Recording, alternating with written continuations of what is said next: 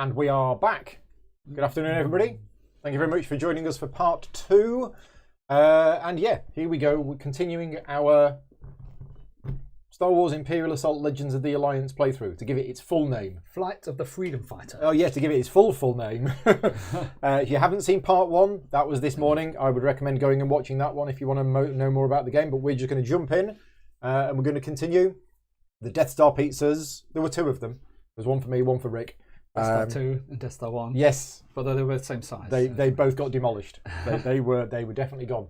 We do have something special for when we complete this mission. Okay. Which I'll show you at the end. Right, okay, let's jump in. You bought a pistol. Oh yeah, things that we've done previously on Star Wars Imperial Assault, Legends of the Alliance, Flight of the Freedom Fighter. Flight of the Navigator. Yeah, basically I got the combat coat. Because it was our loot to complete the mission. Yep. Yeah, we played rock, paper, scissors over it, and I got that. You got less health than me. I have less health, so that makes sense that I've got the combat coat. We've spent some of our credits, and I've upgraded my gun. I've got a DH-17 gun.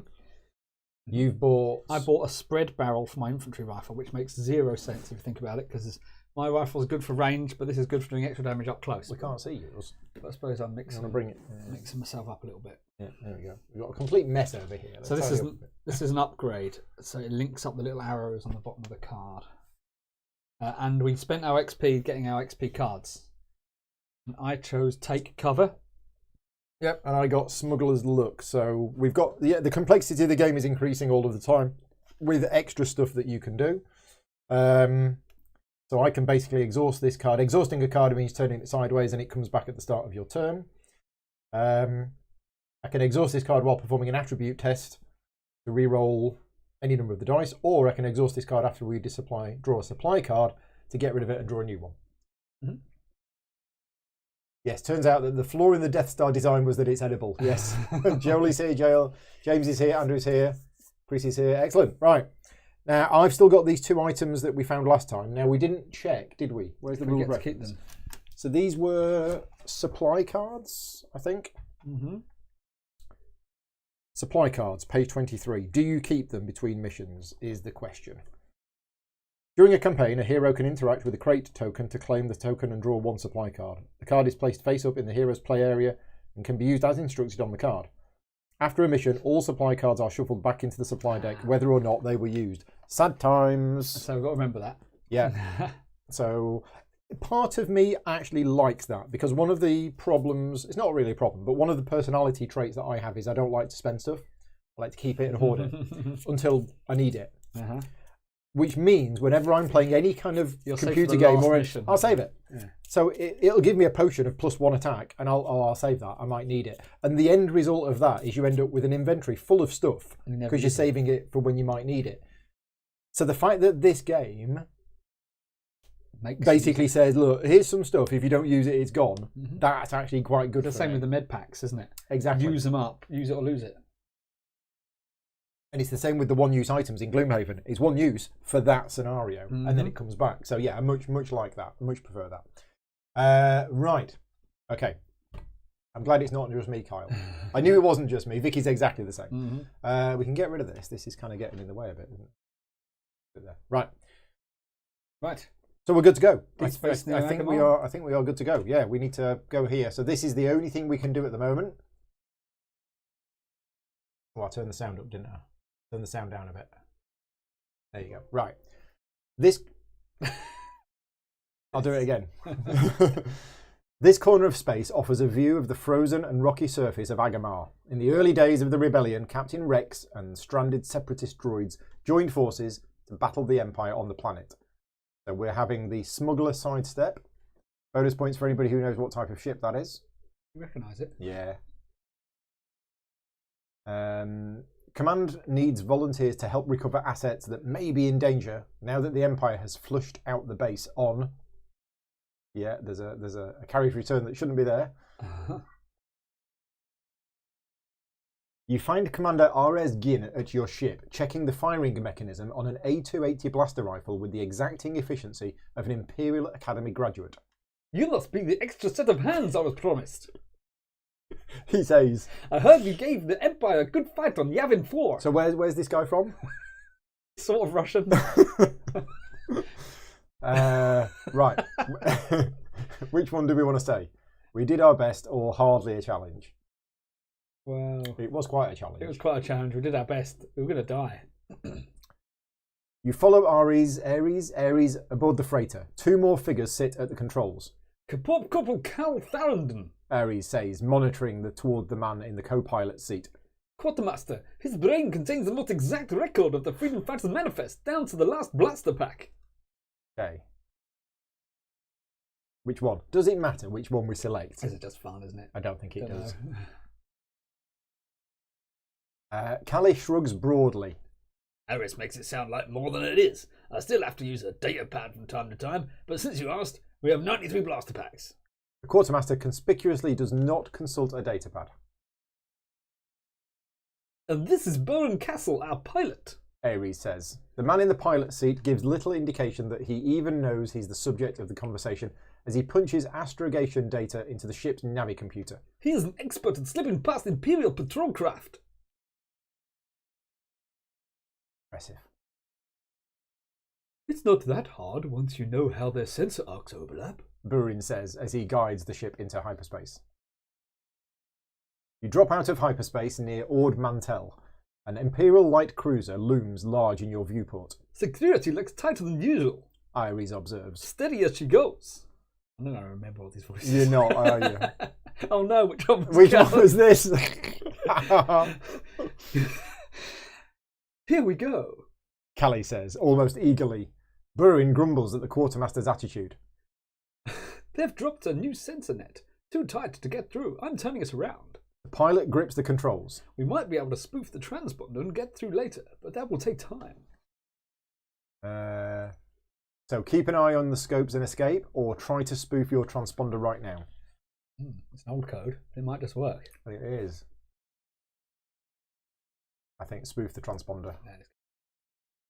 You pop open a maintenance panel to access the ship's transponder. This is a complex process, rarely executed in the heat of the moment. Each hero tests tech. Input the total surges. Now, I've got this. Handy. Well, I might use it. I might not. Where's the dice gone? So my tech is blue, green, yellow. Mine's blue-green. And I can re-roll any number of dice because it's a attribute test. Well, you rolled no surges. So I'll roll all of those.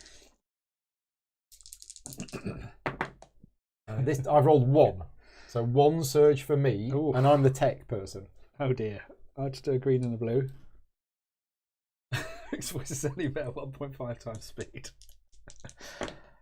I got 2. Okay, so we got 3 surges.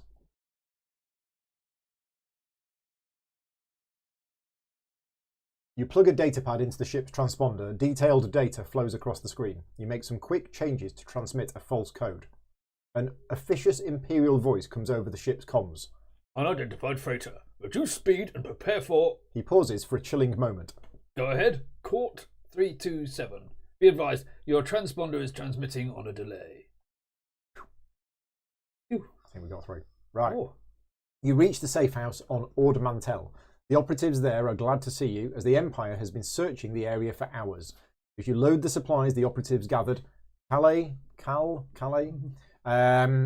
sets a small supply case aside. That was a heck of a stunt you pulled, he says. I could hear Harris grinding his teeth, but you've earned this. You gained 1 medpack for your next mission and 15 fame. 15 fame's all right. Sweet. What's fame for? Buying. Well, no, I think it gives us more options to buy things. Maybe. Don't know. When I'm doing all the things like, what's law for? Yeah, that's for much later on, but maybe it'll be for this. Right, so we're going to Ord Mantell. It is a mission. I think they give us better stuff at the end of the mission, like they gave us... Okay. Wherever we got the coat. This mountainous mid-rim planet sees its share of outlaws. The Black Sun criminal syndicate operated out of Ord Mantell City during the fall of the Republic, so we're searching for Darpik. Several members of the Freedom Fighters crew, including Captain Darpik, have gone missing during a mission to acquire rations for the additional evacuees aboard the transport. Head planetside and discover what happened to the captain. Right. So, off we go. Right, we need Those tiles. The crew members went missing during a resupply mission on this mountainous mid-rim world. You track the missing crew shuttle to a docking bay in a remote, sparsely populated region of the planet and decide that will be a good place to start looking. So, we need O1B. the following tiles. O1B, check.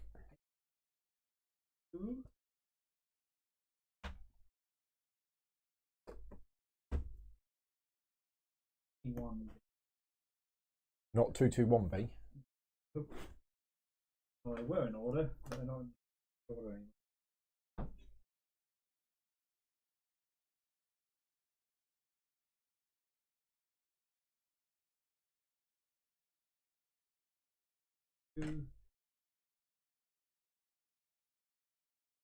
Doesn't matter that isn't. You'll know. Oh no, the 21. artwork doesn't match up. 21B. 25B. We got that one. Got that one.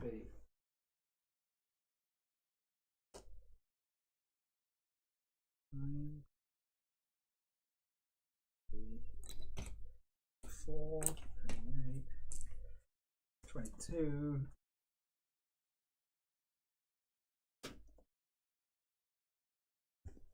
And we need 3 doors. 26B. Yeah, the 3 doors are on 26B.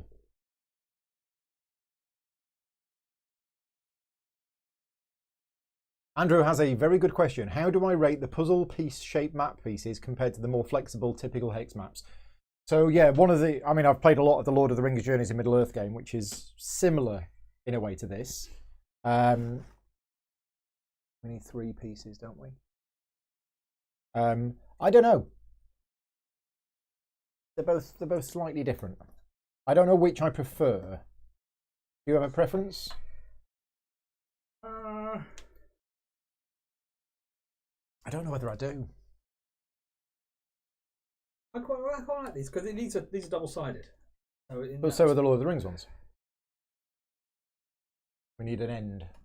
Lord of the Rings ones do better for big, sprawling, large maps.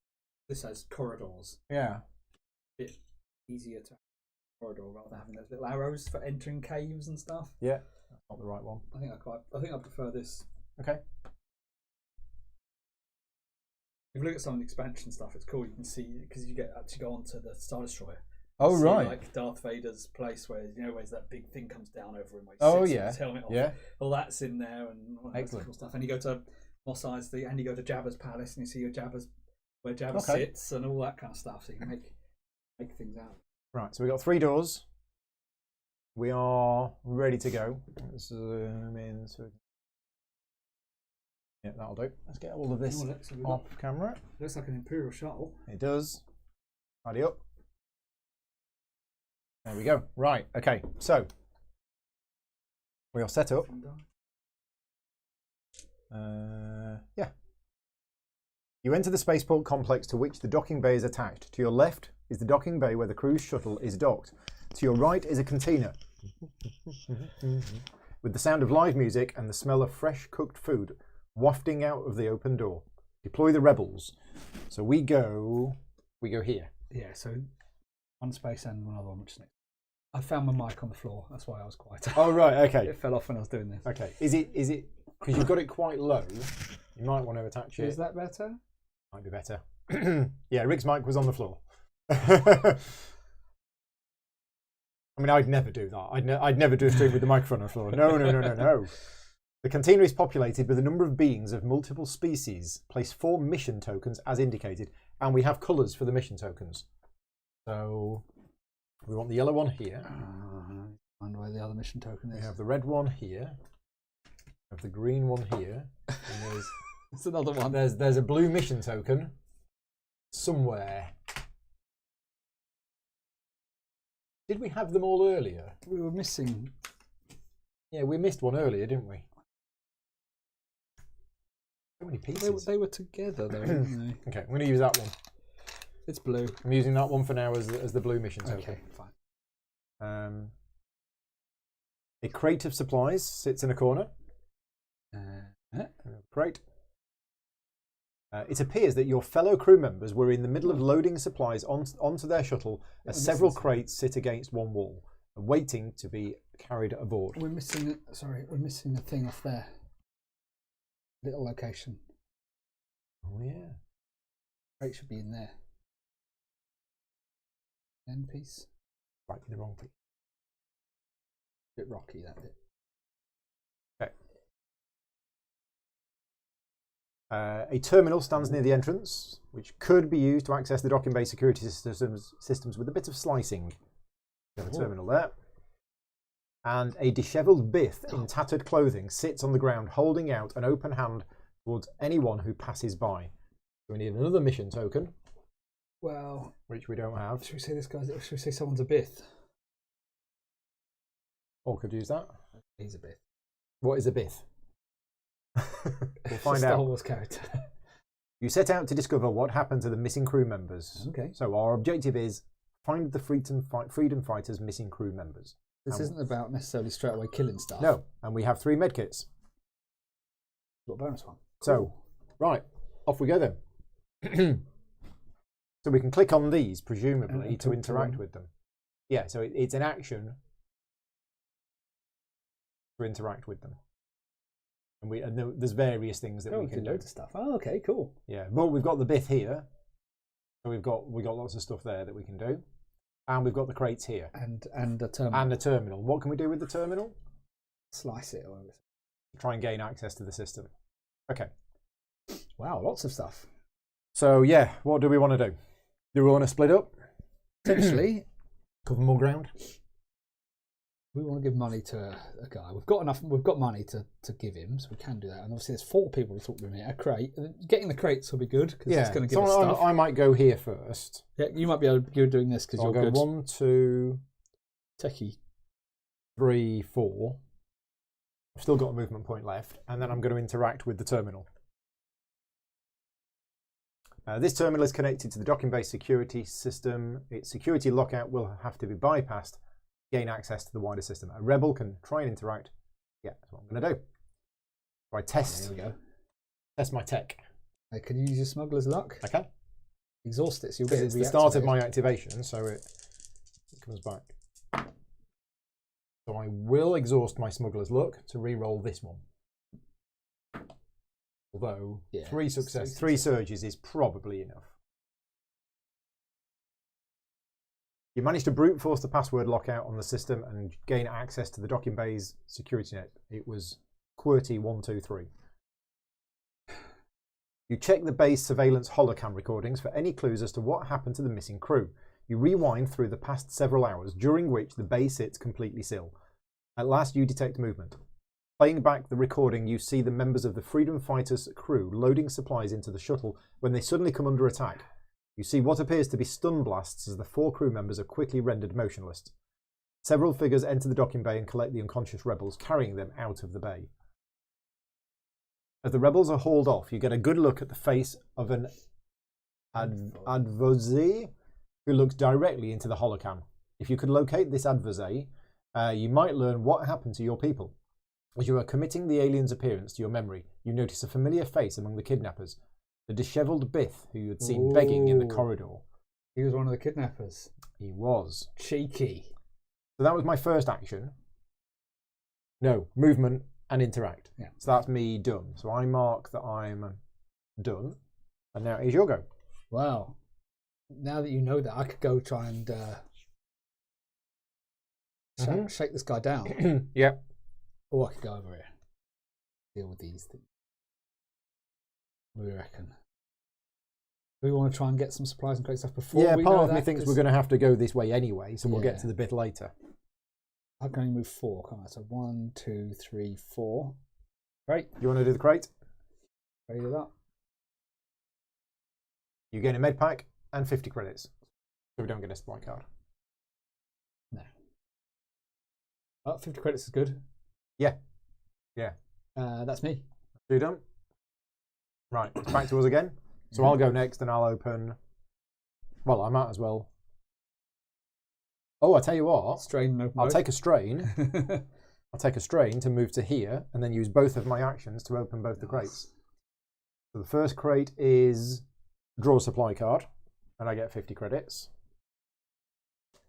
Yeah, prepping Oh, ourselves. that should be... Yeah. So I've drawn the Adrenal Stim. Discard it to choose yourself or an adjacent friendly figure. Get three strain back. Now I could exhaust this to draw a new one, but that's fine because I don't really know whether it's any good or not. And then my next action is to open the other one. Draw 2 supply cards. Sweet. Oh, no need for strain. I think you had another movement point last turn. Oh, you did. You had one left. Well, I did. Thank you very much. So I could have gone 4, interacted, and then moved another one. Yeah, absolutely. Thank you. Turn. Yeah. So I got 2 more supply cards, which is a frag grenade and another Adrenal Stim. So I'm going to get rid of that one. What does it say you do? Discard it and draw another one. I've got a shot grenade. So I've got a shot grenade, a C-22 frag grenade, and an Adrenal Stim. Sweet. And that's discarded. On the bottom. Right, okay. So you done? That is me done. Yeah. Okay, so I'm going to... I've cleared the place out. I'm going to strain to here, and so I can talk to both of them. Yep. So which one first? Let's talk to the green one. A Gran is playing a clue horn. Is it literally a Gran? Who's Gran? Yeah, who's Gran? On a stage in a corner of the cantina. You find her playing rather painful to listen to. You wonder if the music is the reason why the cantina is so sparsely populated. Ask about the missing crew. I don't think we need to threaten her. She's poor Gran. You wait for the horn player to finish her set before you approach to ask her about your missing crew members. You show her images on a data pad of the missing crew and ask if she has any information about their whereabouts. Test insight. Blue and green. I've got no successes. No successes. Why, yes, I saw them here last night. Why, yes, I saw them in here last night. She They replies. stayed for a while, had a meal and then left. That's all I know. It seems to you the Gran is telling the truth, even though you got no successes. Yeah, last night. Yeah, she doesn't know much, does she? Probably anyway. Okay, and I'm going to talk to the yellow one. An adversary sits at a table, shuffling a deck of cards. You recognise this person from the docking bay holocam records. He had been among those who abducted the Freedom Fighters crew. Ooh. What do you want to do? Interesting. I'm going to threaten him. You approach the adversary and brandish your weapon at him, demanding to know where your people are. Test. Oh my god. Test strength. 1 success. Easy now. It sounds like you, this one. Oh, this sounds like me. Easy now, he says, holding his hands up in surrender. I'll tell you what you want to know. He hands you a key card and tells you the crew are being held in the garbage dump. Okay, well, that was easy. We don't need many successes, do we? Okay. We might go in the garbage dump now and then he pushes us in. We are done. A group of Imperial troops comes through the door that you had entered through. The adversary told us they would be... The adversary told us they would be going to the garbage dump. You hear the leader say, let's check it out. So he's telling everybody. This adversary is basically telling everybody. Yeah. Right, so we'll have an Imperial officer. Has he got a colour? He doesn't. Have we got any ones with colours? We've got a black guy. Okay, so we'll use that one. And we have an E-Web engineer. An E-Web. With the E-Web. I don't know how many. You only have one of those? 2 E-Webs. 2, right, okay. So we haven't got a coloured E-Web. Do we want to put a colour on an E-Web? It doesn't say. Okay, just regular. It doesn't say to give that one Where's a colour. Where's he going? Next to the other guy? Because yeah, I think so. Yeah, let's say yes. No, I'm just thinking, why didn't he ask for this one to have a colour, whereas it did ask for the other one to have a colour? Not sure. Maybe they only allow 1 E-Web out at a time. Right. So it is round 2. We've got beasties now. We do have beasties, but we don't know what they're going to do. We might be going to the... I mean, we're not going to attack them, are they? Are we? Are they going to attack us? Essentially. We're that rebels. Seems a bit... Oh, true. Yeah, but surely they don't know we're here. They're going to the garbage thing, aren't they? It's pointing that way. I'm assuming the garbage thing's in here. Yeah. So I think we've done. I think we've found the information we need. Yeah, I don't think there's much point talking to either of these people, probably. No. We might want to shake this guy down a little bit. Well, storyline-wise, it seems odd that we go here and start shooting at these. It does a bit. But if we see some Imperial guys there, we might want to take them out. Yeah. Before they kill the guard. So is that what the plan is? To start attacking these? I can attack. Do you want to go first then? Because you've got blast. Yeah, I've got the havoc shot. So if I strain to go 2 there, that gets me up to 3, but then I can obviously get 1 back at the end of my turn. And I can shoot this fella, and then Do you want to go there? Yeah, I guess so. Good Closer. I can still use my spread barrel as well. Mm-hmm. So a blue and a green. So exhaust this card while attacking a target within 3 spaces, apply +1 damage to the attack. Oh, and his defense. He is a black. So 5 damage. 5 damage. Dead. Well, what do you know? There you go. I didn't get any surges, so I can't have a shot at it. But goodbye, E-Web. Yeah. 6 fame. Done. Then my second action is I shoot the other guy. Shoot the other guy. These guys shouldn't have come out and bothered us, should they? No. Got a white dice. Range is fine. Ooh, one it damage. gets rid of the surge, and there's a block. 1 damage. So it's 1 damage. He's not happy. Right, you're done. So before this activation, the highest cost Imperial figure that isn't already focused becomes focused, which is him. And then he orders another Imperial figure, so we can't do that. So then it moves 3 to attack the closest healthy rebel. That'll be me. Yeah. Point right out my face. And it attacks you for You. Blue and a yellow. a blue and a yellow, and your defense of A black. Oh, he's focused, so he gets a green dice. Ah, yes. Ooh. But you did get 3 block. I did get 3 blocks, so he's got 1 thing, and what's his? His surge priority is Only 1 extra damage, isn't it? 1 extra damage. So 1, 2, 3, 4. So it's 5. So I take 2 damage. Okay, it's not bad. And then it moves 2 to reposition 5. Focus off. Back to us. And then cower, if not within 3 spaces of a rebel. He is within 3 spaces, so that's it done. Right. Me. Give him back. Yeah, I think so. I think I'll probably just move. I'll go 1, 2, 3, 4, 5. And Blast him with a new gun. yeah, blasting with my DH-17. So Or we it's could like grenade him. green and a yellow. Yeah. I don't remember to use them. Yeah. Green and a yellow. And That guy was just coming to visit his gran and you killed him unprovoked. yeah. Are we the baddies? I mean, what am I doing? White.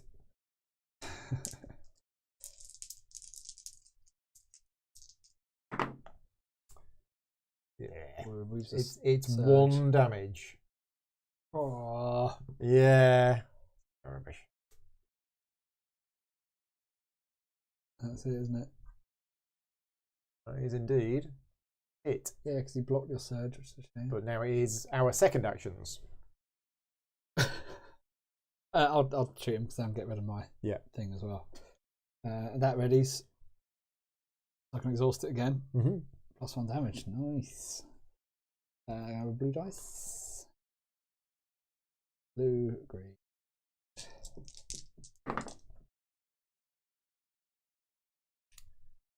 That's enough. Just 1 damage, isn't So it? 1 damage, that's all you need. But yeah, +1. But it's 2 damage, so he's dead. He's gone. Right. And then you've got an action left.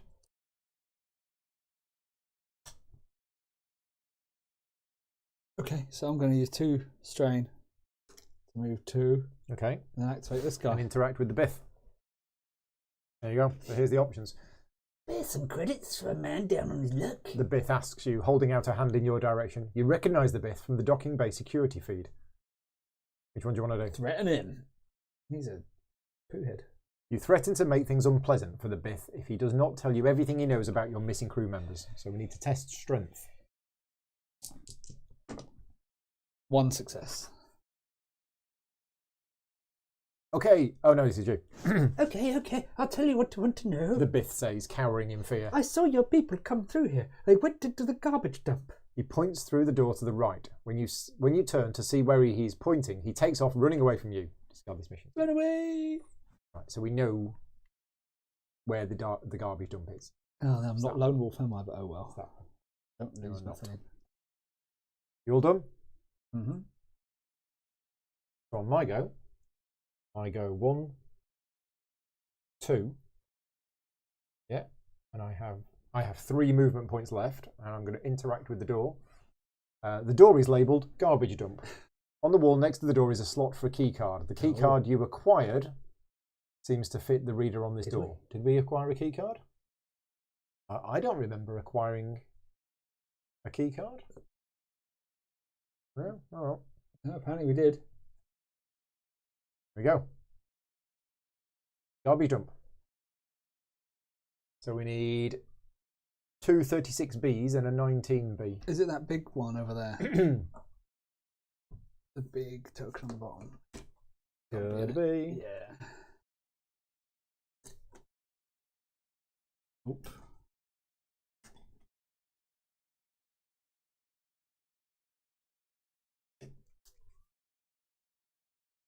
There's one 36B. And there's another 36B. Okay. Garbage dump. They do fit together. Nice. Okay, you see 4 missing crew members bound and gagged on the floor. Place 4 Imperial mission tokens as indicated. These are the crew members. Objective updated. Free all of the captive crew members. So we must have Imperial mission tokens as well. Where are they? Where are they? I mean, we do have 1 million tokens. big boxes with filled with stuff. I'm going to have to tip them out. Where are they? Because they're going to have to be in here somewhere. But I sorted them to put the same thing in the same places. Are these the counters if you don't have the miniatures? Yes. Right, okay. Those are all the stress, those are all the damage. If anybody knows where these mission tokens are, you can have a Wookiee cookie. Not them. They're them. They're all of those. They're all of those. It's, yeah. I feel like we're missing a box of tokens or something. Not in one of your other boxes? I don't think so. One box has all the boxes of tokens. Which... that one.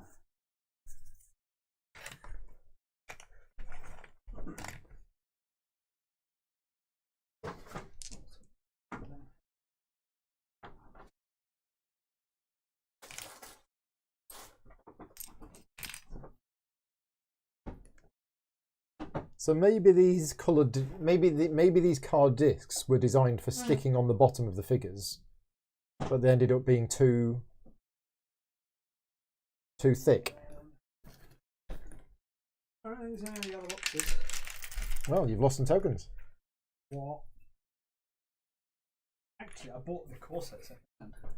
Ah. Who's that as well? And you didn't check the components list. Oh, Oh. probably not. Well, I'm going to use something different.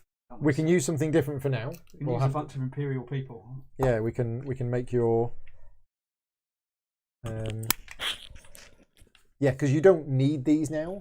No. So you could just print them out And stick get them some on. images I've and got some sticker paper. and stick them onto there. Yeah. Or buy some super fancy plastic ones on eBay, probably. Nah. Or metal ones from AliExpress. There's one there. One there. They look more like the crew anyway. That's true. If the crew is the Emperor Thrawn. Yeah. Right, okay. A number of hired goons are deployed throughout the room, keeping watch over the valuable hostages. As soon as they see you through the door, they let out a fierce cry as they charge towards you. Nice. Okay, so we have... Oh, what is it? What is it? What is it? It's one of those. It's a Trandoshan Hunter. So we haven't seen these yet today. The green guys. So how many of them are there? Are they elite? They're regular. Regular. Let me get the card. One of them's going to go on here. And the other Russian Hunter, two. two. Two of them, but you've got 3. Got 4. 4. Okay, right. Oh, you've done different backpacks. Yeah.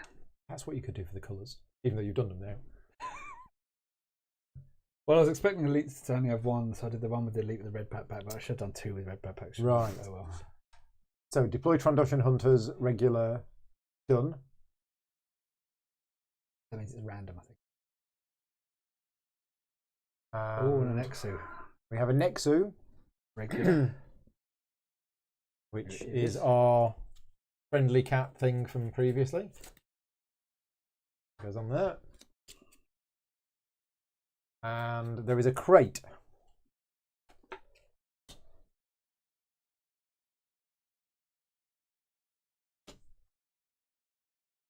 This crate seems out of place in this room. You suspect it may contain supplies brought by the mercenaries who are holding your crew hostage. And hearing the sounds of combat coming from down the corridor, everyone in the cantina makes their way to the exits. Discard all of the mission tokens. So we could have just done that first. Yeah. And then put those mission tokens on there. Yeah, true. So these crates.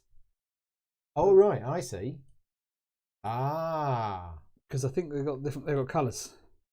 Right, okay. To mean certain things. So these later. 3D printed things are designed that you can put the whole a bit like that. card chips on it. Nice. Okay, right. We are ready to go. So let's get battle cam on. Let's have a look at these. Have a look at these Gribblies. They can't zoom in with this. There's no. But yeah, this is the. This is what we've just found. Even though there you go. It's focused. So yeah, we've got 2. What were they called? Trandoshan Hunters. And a Nexu. Now, are Trandoshan Hunters in any of the Star Wars? I mean, they look familiar. I think so. Yeah, these like. It's not Greedo. You know, is it? No, it's not Greedo. It's the other guy. You know, the other bounty hunters hanging around with yeah. Forlom and IG-88 and those ones. Those guys. Right. Bosk. Okay. Bosk. Yes. It's like a Bosk.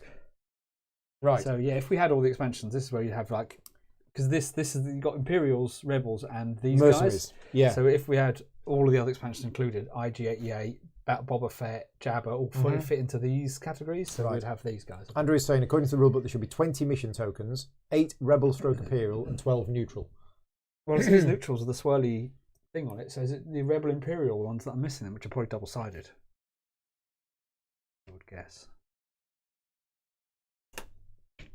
Now, would that be in the Learn to Play book? It probably would be, wouldn't it? The front components list. Yeah, these tokens. Do you have any of those? Not that I've seen today. I don't know if I've got enough of these though, does it? No. So there should be 12 neutral ones, and there should be 8 Rebel / Imperial ones. Oh well, who knows? I think we've got everything else. We'll have another look later on. See what they might turn up. You never know. Right. Okay. So, what are we going to do? Right. So you've got to do your action. Is it me? Yes, still you. So it's me, and I've got 2 movement points left. You moved and you opened the door, so yeah. You've got to just remain in movement. Yeah. Well, I kind of don't want to rush in and. Well, we've got to remember the Nexu will pounce if it can get to 2 of us. Yeah, but I think I probably want to. I think I'm probably going to go to there. Yeah. And I'm going to shoot. You've already used your action, haven't you? You no, moved and you opened the door. Oh. Those are your 2 actions. Yeah. At which point? Oh, I've only moved 2 actually, because I was there. Yeah. So I've moved 2. I've got 3 movement left. I can go 1, 2, 3. I can run away. No, they haven't got any line of sight. Yeah. None of them. I don't think. Well, unless you can see through the door. Because my frag grenade is an action to throw, and my shock grenade is an action to throw. The adrenal stim isn't. Adrenal stim isn't, but that's healing. Oh no, it's getting back stuff. Yeah. So if we let them come to us, and then we can use like frag grenades and shock grenades and stuff like that. Yeah. That might work. That might work. Scott is back again. Right. Okay, so now it is the Trandoshan Hunters. So they have a regenerate ability at the start of this figure's activation. This figure discards all harmful conditions and recovers 2 damage. Damage, right, okay. So the first one, it moves 4 to attack you. So the blue lines Is difficult terrain. So going into here Is 2. Yeah, so 2. So it can't move and attack you. No, so it can't do that. So it can't do that. So it moves 1. Which it can't do. So it moves 7. Okay. 2, 4, 5, 6, 7. That's to reposition 2. Yeah. But would it go there? Or would it, yeah. You would take that off. I think it would go there. Yeah, because it's still 2 away. Makes it, yeah. And that's better for it, I think, slightly. Just about. Sounds like a cat. And then the other guy will do the same kind of thing. So 1, 2, 3. Well, it moves 1 first, yeah. 4. And then it will go next to it. 1 more, because it's repositioning 2. Oh, yeah. Reposition 2, it has to go there then, doesn't it? So if somebody wants to fill Scott in with the storyline so far. Granny. Yeah, there's Granny. Granny and then we attacked some people without any provocation. Yeah. Okay, so that's their activation done. And then it's the Nexu. If it has suffered 4 or more damage, the top of its activation lists that, then wow, right, okay. So it pounces. It hasn't taken any damage. Okay, so forget that at the moment. Place this It figure can't in pounce. can't pounce within 6 spaces and adjacent to 2 or more rebels. Nope. Close. But then look at the next one. Place this figure in an empty space within 6 spaces and adjacent to you. Well, no, it can't. And it still can't. This guy's in the way. Yeah. Okay, so move 3 to reposition 3, which it can't do. So move 9 to reposition 3. Where's it going to go? I think it basically goes there. Go. That's 3 away. I think that's the only place that it can go. Well, where was it there? 2 It was there. 4, 5, 6, 7, 8, 9. Yeah, just about. So it gets there. Okay. Right. That's them done. Round 3. And we're going first, which means we can now use all of our fancy stuff to deal damage to things. So choose a space within 3 spaces. Roll 1 yellow die. Each figure on or adjacent to that space suffers damage equal to the damage results and becomes stunned. Could you adrenal stim me? I can. So shall I go first? Yeah, and that means I can therefore use my So havoc shot. I'll go first. I'll discard the adrenal stim. So you get 3 strain removed and you become focused. Yeah. Okay. I think I should probably choose the shock grenade. What does it do? Choose a space within 3. Roll a yellow die. Each figure on or adjacent to that space suffers damage equal to the damage results and becomes stunned. Nice. So it stuns them all. And we have to remember what stun is as well. Yeah. So I'm going to use the shock grenade. I'm going to throw the shock grenade at them. I roll the yellow dice.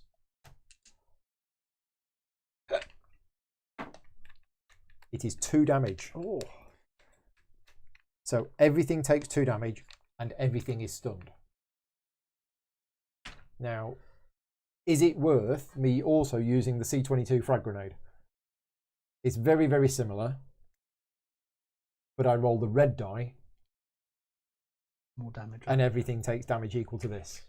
I might as well. No, but they're already stunned. So I'm going to use the C-22 frag grenade as well with my new personality trait of use it as soon as I've got it. Grenadier. Yeah, same space. Oh, everything takes 3 damage. Nice. So everything has taken 5 damage. Right, let's take these damage tokens and off. is stunned. Wowee. That couldn't have gone any better. Who is in the chat? You're playing the game again too? Cool. Yeah. So that's my 2 actions done. A room here. Right, so they've all taken. And I do have quick draw. And a stunned. So stunned means you cannot attack or voluntarily exit your space. As an action, you discard the stunned card. They lose a turn, basically. So what happens when an enemy is stunned? It uses its first action, I suppose, to do that. Right. Yeah, I would have thought so. Therefore, it can only then attack or reposition, move and reposition. So what is stun in here? we may not have to worry about it if I kill them all. So let's give it a go. Well, yeah, but they get to go first. That's true because you haven't ended your activation. Have you? Stun. Is it on there? Stun is not on there. Keywords 921. Page 9 and page 21. Keywords blast and massive. No, go to page. Stunned. Oh, stun condition. An Imperial figure with the stun condition would gain movement points from move action. It gains no movement points instead. On an Imperial figure with the stun condition, resolve a move instruction and discard the stun condition. Stunned Imperial creatures cannot attack or voluntarily exit space outside. They can't attack. So they don't attack, and then it goes to the next thing, which is move. It gains no movement points instead, and then it gets rid of the stun. So basically, they miss a turn. Okay. Okay, I see. So anyway, I'm done. So I'll say done, and it is chosen for the Trandoshan hunters to go next. But what you're saying is They don't do anything. They get rid of the stun token. they normally would do that, They don't attack. but so they don't attack. They go to move, but they've got no movement. Yeah. They don't move, but then they get rid of the stunned. But then they do 2 actions. They don't do an attack action, so. Oh, right. Rules. And then they've got no movement this turn. So their movement is 0. Because if this was not a game against the AI, it would use its first action to discard the stun. Well, you cannot then attack. It would attack. No, you cannot attack or voluntarily exit your space. Yeah, but it would use its first action to discard it. Oh, but they only get 1 action, don't they? No, they get 2 actions. Do they get 2 actions? They get 2 attacks because they can only use the star one once. Yeah. That's what I'm saying. If this was a game you'd do that way with other people, they wouldn't lose their entire turn. Let's read the thing again. Okay, look. Here we go, page 21. Yeah, when an Imperial figure with the stunned condition would gain movement points from a move instruction, it gains no movement points instead. So it cannot attack. So it still attacks. Let's go back to the rules again. I think it says it cannot attack. Only while it's got the condition. Yeah. When an Imperial figure with the stun condition would gain movement points from move instruction, it gains no movement points instead. After an Imperial figure with the stun condition resolves a move instruction, it discards stun condition. Imperial cannot attack or voluntarily exit the SOA. So I suppose you go from the top down, don't you? First action is it attacks. It's not, because it can't. Next action is it moves. Well, no, it's... Because it goes from the top down, doesn't Yeah, it? so the way I read that is move 5 to attack. So it instead of moving, it removes the stun condition, and then it attacks. You reckon? Well, that's exactly how it would be in a game with other people. It would spend its first action to discard the condition, and then it would use its second action to attack. I don't know. What does the chat think? Or is there any official... Outside of their own activation. Okay, so stun official influence rulings cannot on attack or voluntarily exit own activation. That's if someone was to order someone to attack, it can't. Yeah. After an Imperial figure with the stunned condition resolves a move instruction. Yeah, the question is, this instruction here... Move to attack. I think it just... I think it just removes removes that actions bit. as well. A double action. Oh, that's a double action.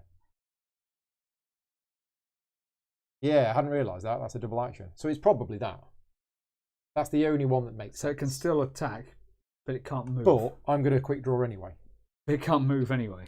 All right, so I'm going to quick draw. So it has to attack from its space. Okay. So before this one activates, I'm going to quick draw and I'm going to shoot it with my new gun. What armor's it got? Black. Black.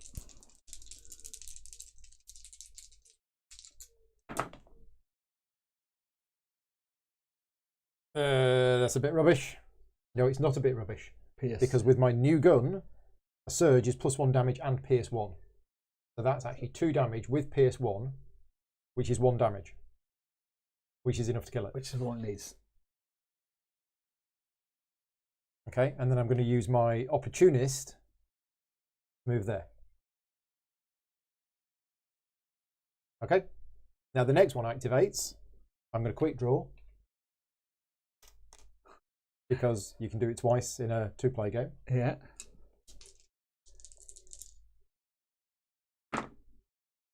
And And I deal it a Loads of bazillion damage. Nice. Killing it. And that's gone. Gosh, I was going to do a havoc shot. Not anymore. I don't need to. I need to. Blast damage no longer reflects friendly fires. Oh, right. Okay, thank you for that. We didn't know that. When you're playing this version of the game, blast damage does not affect friendly creatures. Ah, okay. That helps me a lot better then, yeah. Here, figures do not suffer. Yeah, okay.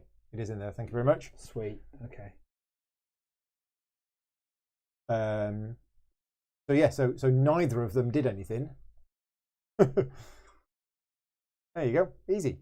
Sweet, my go. Yeah. Now I'm going to shoot it. Right. Stunned is returning 5 damage. I've got focused as well. Okay. So you've had a green. So 2 greens and a blue against its white.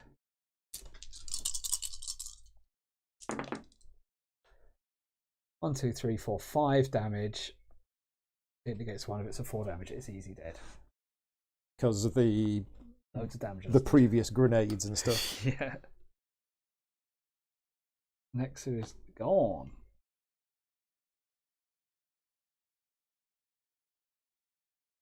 Called Legends of the Alliance. Yeah. I'm gonna Google it, see what happens. Legends of the Alliance stun is apparently broken.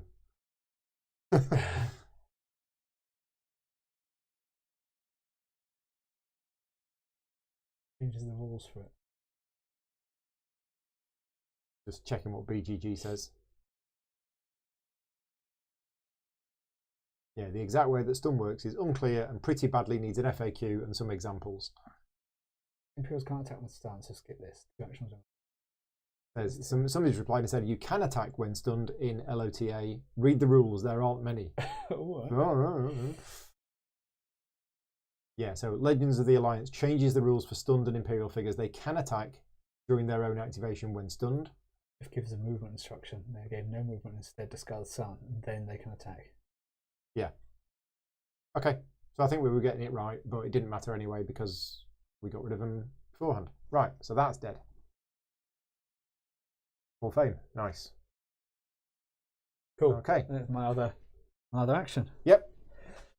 So, as I move 4. 1, 2, 3, 4. I'm in the room.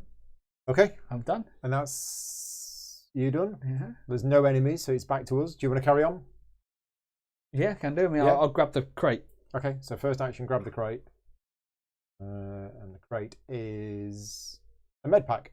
Okay. Loads of med packs. We got way too many med So packs. Darth Vader doesn't come along. Yeah. Oh, he also has a data pad. Data lying pad at the bottom of the lying- crate. Oh, hello. Green and the blue. Well, you might notice the data pad lying around at the bottom of the crate. I didn't. No successes. No successes.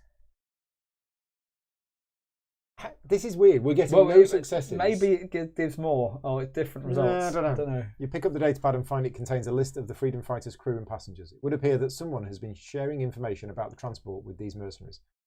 Maybe, yeah, find out who or something if... Yeah. That's a few times now. We got no successes, and yet it still seemed to do stuff. Yeah, we didn't get anything bonus there, though, at all. We didn't get extra fame or items or anything. Okay, yeah. So maybe... Right, are you done? Yep. So now it's me. So I go 1, 2, 3, 4, 5 into the water. 4, 5, and then I move again. Hey. I might just rest. Or you can't strain, can you? I might just rest. Yeah. Okay, done. Rest in the garbage dump. Yeah. Have a little nap in the water. Just have a lie down. Round 4. Uh-oh. It's us. It's us again. All right, fine. Right, that's gone. Well, 1, 2, 3, 4, 5. And I'll talk to the Emperor. Yellow. This one. So this is one of the crew members lies unconscious on the ground. You're going to rescue them. Let's do it. You remove the bonds from the unconscious crew member and shake him awake. Flip this Imperial mission token to its rebel side. We'll just replace it with a grey token. Okay. Oh, and then you help him get to his feet and tell him to get it to the shuttle. He shakes off his disorientation and takes off running. Move this rebel token as indicated. He's on his way. Imperial figures will now be able to attack this and other crew members you rescue. Ooh. The Imperial activation window will tell you when an attack targets a crew member. You can protect these crew members by staying within one space of them. They will move with a speed of 4 at the end of each round. You can select a rebel mission token in the app to see the special rules for rescued crew members. Right, so we need to stay with them. Okay. We've got health 4, defense 1, white. Well, I mean, there's no Imperials on the board if we keep wiping them out as soon as they arrive, but we don't have any more grenades. No, so there's no one at the moment. You all done? Yeah. Okay, so my go. I will strain, move to there, and then spend my first action This one. rescuing that crew member. Just as you arrive at this crew member's side, she has managed to free her hands from her bonds. You help her with the bindings around her ankles.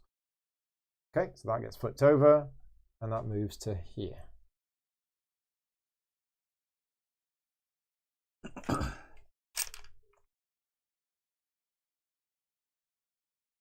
Go. And with the city. Right, so we have to stay. We'll probably do. Should we do them 2 at a time? Stick with these 2 till they get to the ship and come back for the other 2. I mean, that's the safest way. Otherwise, they might just die when they get to here and suddenly a load of Imperials appear. Yeah, We're that's the still problem. back here. We don't know when the next bunch of Imperials We need to look after them. is going to appear. So that's me done. Yeah. Ooh. I don't know, because we don't know what happens if they move to here and then can't leave because the others aren't there. Yeah. Or shall we quickly rescue these? I mean, we can do 2 actions. I think quickly rescue them. We can do 2 actions. They only can do 1. So I think we can do this. Interact with this one. So if you interact with that one. Or should, yeah, okay. Yeah, you interact with that one because you're a bit slower. You free the man from his bonds, but he's too injured to move. If you use some of your medical supplies, he may be well enough to get to the ship. Yeah. So yeah, we've got plenty of med packs. Anyway. Yeah, so that gets flipped over and then moved to there. Okay. So that was my first action. My second action I'm going to put colours on them. is 2, 4. Right. Okay. And then on my go, I go 1, 2, 3, 4. Captain Darpic. You free the captain from her bonds, I have to get in touch with the Alliance HQ immediately. she says to you. They have to know. Okay. You ask her what she's talking about. I can't discuss it here, but I think we've been betrayed. We have to get back to the freedom fighter as soon as possible. Okay. So yeah, that data pad. There was a guy who's good at knowing how many data pads and stuff we've got or whatever. Maybe he's the guy and we might would have found some info about him maybe. That's a green one. Okay. Green. Okay. And then it moves to there. Is Now, how many actions was that? you moved. One. You moved and you activated him. So you've used both your actions. Yeah, I've still got movement left there. Yeah, that's 4. So you've got 1 movement left. Can you strain to gain an extra movement point? What to add to a movement point to go into and try? Don't know. Strain in campaign, strain in skirmish, strain in campaign. Training campaign. The hero can suffer 1 strain to gain 1 movement point. Yeah. Yep, let's say you can. I'll take strain to gain 1 movement point to move into here. Right. Yeah, We have a new objective. See what Noam is saying. What's he saying? I just came to make fun of a game I don't like, but hearing Rick's voice acting almost made me stay. Almost. So we need to cover the crew members as they return to the shuttle and escape. That's what we're doing. That's what we're going to do. And that was my go done. Uh-huh. Right, next round. Oh. So the green one moves to So there. they move 4, so that's good. Okay. Yeah. And the yellow one moves to there. Maybe this one. Yeah. Moves to there. Teleports. Oh, then move 4. And the blue one moves to there. Okay, you think you hear a whirring sound coming from somewhere nearby. You look around but cannot find its source. Just then, something lands on top of you, smashing you to the ground with a thud. You groggily look up to see the deadly assassin droid IG-88 standing over you, weapons at the ready. Roll 1 red die. Oh no, IG-88. Here he is. 2 damage. The healthy hero who has suffered the least damage suffers damage equal to the damage result and becomes stunned. That's you. So I suffer 2 damage, and I am stunned.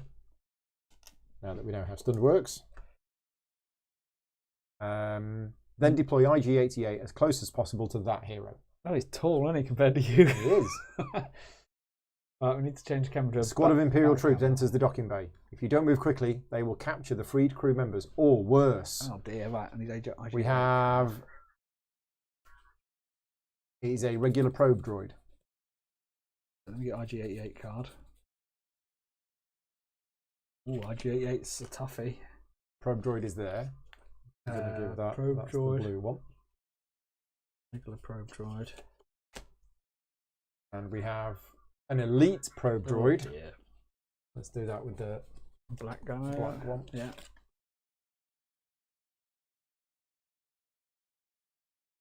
Oh, And we have a regular Imperial officer. black colour. Yep. Where's he going? Next to the droid. Yeah. And a minor peril. The stench of the garbage dump assaults your nostrils, making you gag. Each rebel on tile 19B, That's both of us. or a tile connected to it, suffers 1 strain. Okay. Done.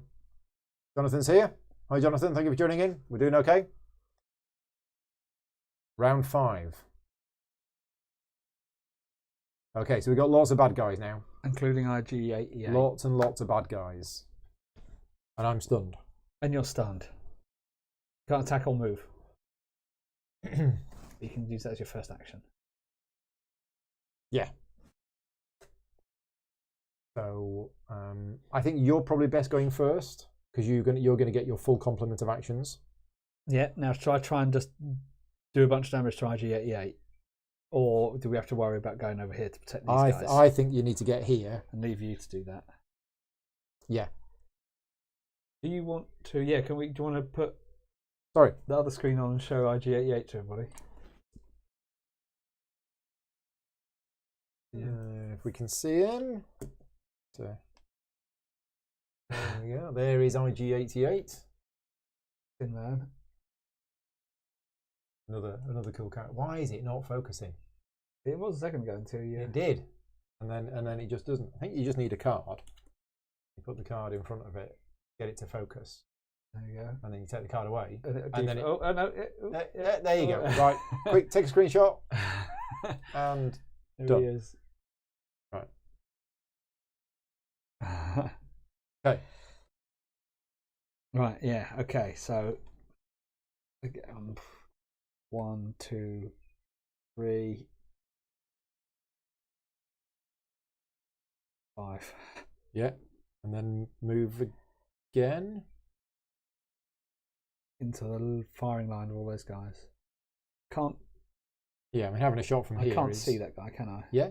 Oh, can I? Do you reckon? Because from that corner there, you can see both that. there and there, but it is 1, 2, 3, 4, 5, 6, 7 away. I could try. Or do I want to move forward? Certainly protect the guys. Yeah, Rick is available to do voiceovers. That's a good point. Probably needs flesh tones to focus on because it's a webcam. Peter is asking, is the app just for co-op mode? Yes, absolutely. If you are not playing co-op, you do not use the app for this game. Okay, so let's go 2, 3, 4. Right in the firing line of all those people. Right, so you're done. So who's going to activate? IG-88. IG-88. Look at all those things. Oh my god. Bonus, Blaze of Glory. At the end of this activation, this figure moves 1 to attack the closest healthy rebel. Apply +2 accuracy to the attack results. Then if this figure performed this attack, it suffers 3 damage. Nice. Right, so activation. This figure's attack pool consists of 1 red and 1 yellow die during this activation. Oh, right, because it's on the card itself, it's got question mark, question mark. I see, so it changes. It changes, yeah. You can perform multiple attacks each activation, but I think it's still... Did it attack twice, though? Well, that's the thing that we had last time, isn't it? It's got multiple stars on this one. So where would that be? That would be in the... That would be in here, wouldn't it? And where would it be in here? Enemy activation.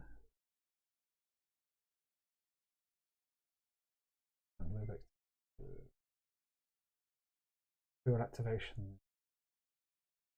So what we're looking at, for those people who don't know, is when we were taught the basic game, it specifically said that whenever you have anything with a star on it here, it only ever does one of these. And it also said to pretty much ignore what's written on the cards. And it said to ignore what's written on the cards. However, we came across something where there were two instructions that were absolutely identical. I mean, that's similar, isn't it? Those ones. This is simple. Yeah, move one to attack a rebel within 3 spaces. And if it does that, then it won't do this because it can only do one with the star. So we thought that was unusual. And then when we looked at the actual cards itself for that one that did it, which was the EMP, whatever, not the EMP, the web gun, that card specifically says you can do more than one activation. So that's what we're just looking up now. Is that the case for Imperial activation? Did you find anything? bonus factor? Instruction list. The activation will display a list of instructions. Each figure in the group, one at a time, resolves display instructions from top to bottom. Yeah. Instructions of the figure cannot resolve are skipped. After resolve or skip, so it says here, an Imperial figure cannot perform more than 2 actions during this activation, which is either that or that. The app uses new terms of information regarding to Imperial figure actions and movement. Okay, so maybe because it's got more than one, it can do more than one. Because everything else has only one thing with a star on it. Does it? Yeah. Okay. And there was also a rules reference in here. Oh no, when you click that, it just opened this up, didn't it? So if we go down to page 15. Okay. We're just checking. Which is just this. Move X to engage, move X. Because this is what we're doing, moving X into engage, aren't we? Moving X to attack.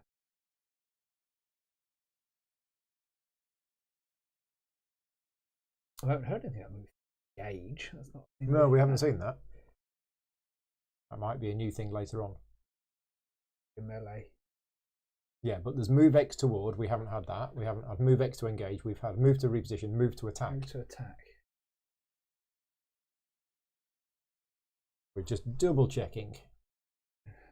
Go for it. 17.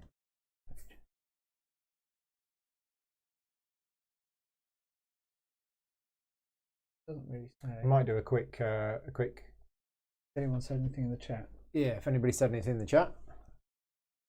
There's the chat.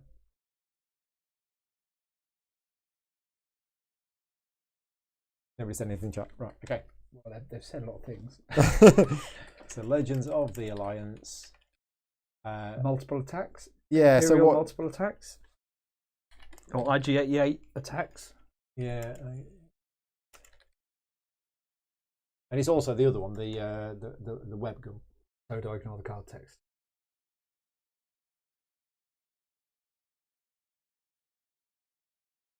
So there's that. 1 or 2 attacks. So our second thing linked down. Okay. How many attacks can an Imperial figure? I mean, if the first action is an attack, and if the next one is another attack, do you skip it? Yeah, that's the question. So Mike has been playing that only one shared attack can be done by either Imperial figures a turn. The rule is confusing. Some of the characters have multiple attacks. E-Web can do 2. Yeah.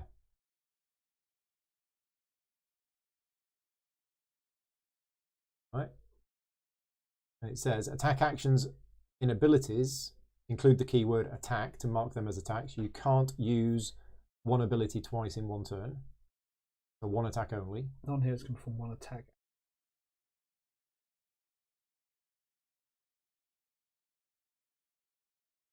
E-Web has Assault, which allows it to spend both of its actions for attacks. That was a keyword. Yes, so is this. Assault. But it kind of said to ignore the card. Or is it just ignore most of the text on the card?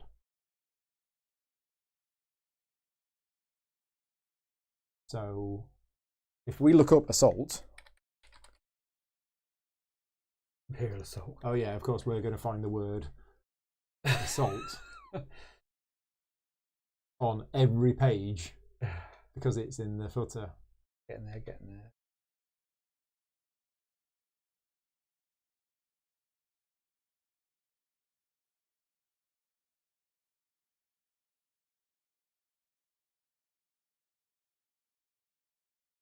Almost there. Is it finding anything? 28 or 30. Keywords, not under the keyword section. That's weird. Yeah, that is very, very weird. I don't know. It would be nice to know what we should be doing. You just read out can only make one attack. We did, but that was from BGG, and you know what BGG are like. Douglas is here. Douglas knows what he's doing. Let's see what Douglas says. You're told to remember the next few rules. Were we? What was the next two rules? I can't remember the next two rules. What were the next two rules? But the question is, yeah, does this text that you're seeing on screen, these multiple attack here's, and certainly for the you can make more than one attack assault keyword. Yes. So you can attack twice. He gets two actions, two activations. Yeah. Normally so it's an attack on every we have to ignore what the tutorial told us to do. Next, you've got a block as well as an evade via the card. Yeah, that's true. Demo. Yeah, we did. Okay. Cunning. So yeah, we're going to do that. So ignore most things on the card, but not some things. But not some things. Right. Okay. Thank you, Douglas. Right. So it moves one to attack a rebel within 3 spaces, targeting the closest healthy rebel. Me. Yeah. So it attacks me, and it's got a red and a yellow. Red and a yellow. Yeah. And I've got rubbishy white. But my combat coat means I can convert an evade into a block. Mm-hmm. So that's actually not bad. It's really good. So what's its surge? Oh yeah, what's its surge? That is a good you've question. cancelled one. Depends. You can have a choice, haven't you? Its surge is +2 damage. Cancel so I will use my evade to cancel the surge, and then it's 2 damage. Take 1 damage. -1, so I take 1 damage. That's fine. Right, and then its next thing is move 1 to attack a rebel within 2 spaces. So it does it again. Yeah. Okay, so it attacks me twice. 3 attacks, says Douglas. It can attack multiple times. Well, no, it's going from top to bottom. It will only ever do 2 actions. That rule hasn't changed. As far as we know. Yeah. No, it does 2 actions. Okay, so again, I'll use my evade to cancel the surge, and it's 2 damage. That's all right. You rolled the white dice right there. Yeah. It's extra effect at the top. What Blaze of Glory? Yeah, at the end of this activation, the figure moves 1 to attack. It gets attack again. So again. it is the 3 actions. It is 3 attacks. Thank you. Thank you. Then if this figure performs this attack, it suffers 3 damage. Yeah, okay, so it's doing Blaze of Glory. Oh, what? Ooh-wee. That's another 4 damage. And then it takes 3. And then it takes 3. Nice. You need to med pack up, don't you? Medic. Yeah, absolutely. We got there in the end. Thank you very much, everybody, for bearing with us. That was confusing. David is here. Yeah, IG-88 is one of his favourite characters from The Mandalorian. So it was brilliant. Yeah, it was an amazing character. That wasn't IG-88 though, was it? Yeah. Was it IG-88? That was actually IG-88. Was it? Yeah. Okay. As far as I know, I think it was. I thought it was just a similar one. I think that was pretty much. No, if that was IG-88, yeah. Spoilers for those people who haven't seen Mandalorian Series 2. He's in episode 1, isn't he? I think. He's not in it much, but he is a very, very good character. When you first meet Gordu. Baby Yoda. Grogu. Well, IG-11. Grogu. Yeah, I didn't think it was IG-88. No, yeah, it's another IG. They look all the same. Assassination droid. Right. Okay. Cool. Right. Finish his activation. Done. That was all after your go. Yes, it's your activation now. So I'm probably going to run for it. Well, you're stunned.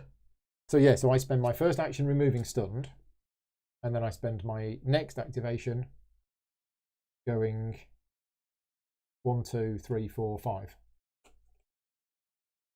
Actually, you got plus 10 health, which is very handy. Yeah. 9. Otherwise, I'd be almost dead or wounded. Right, we're done. That's me. That's my first activation done. It is now the probe droid, the elite probe droid. Which is this one, wasn't it? Yeah, so after this figure attacks, the defender suffers a strain. So it has a targeting computer for this particular turn. It moves 3 to attack the closest rebel mission token. Oh, at the end of my turn when I last moved there. You should have removed a strain, yeah. Good. So if a rebel is within 1 space of that token, can be the target of the attack. That rebel becomes the target of the attack. No. Okay. Okay. So it moves 3 to attack the closest rebel mission token. It moves 3. It can't see that mission token. So it attacks you. Yeah. Can't see it because you're in the way. Plus, there's this. Oh yeah, there's that. Red border and Yeah. this dotted line border. And the dotted lines block line of sight. No, they don't, No. do they? You They can't- block you movement, you but can't not move line it. of sight. Yeah. That's it. Oh, hence the stairs going down there. Yeah. Yeah. So it attacks you. It does. Okay. So it is an elite probe droid. It's got blue, 2 yellow, and you've got black. A blue and 2 yellow. Yeah. Now, I've got black, but I can exhaust my take cover and spend a strain to add a white dice. Okay. I've got a white and a black. Okay.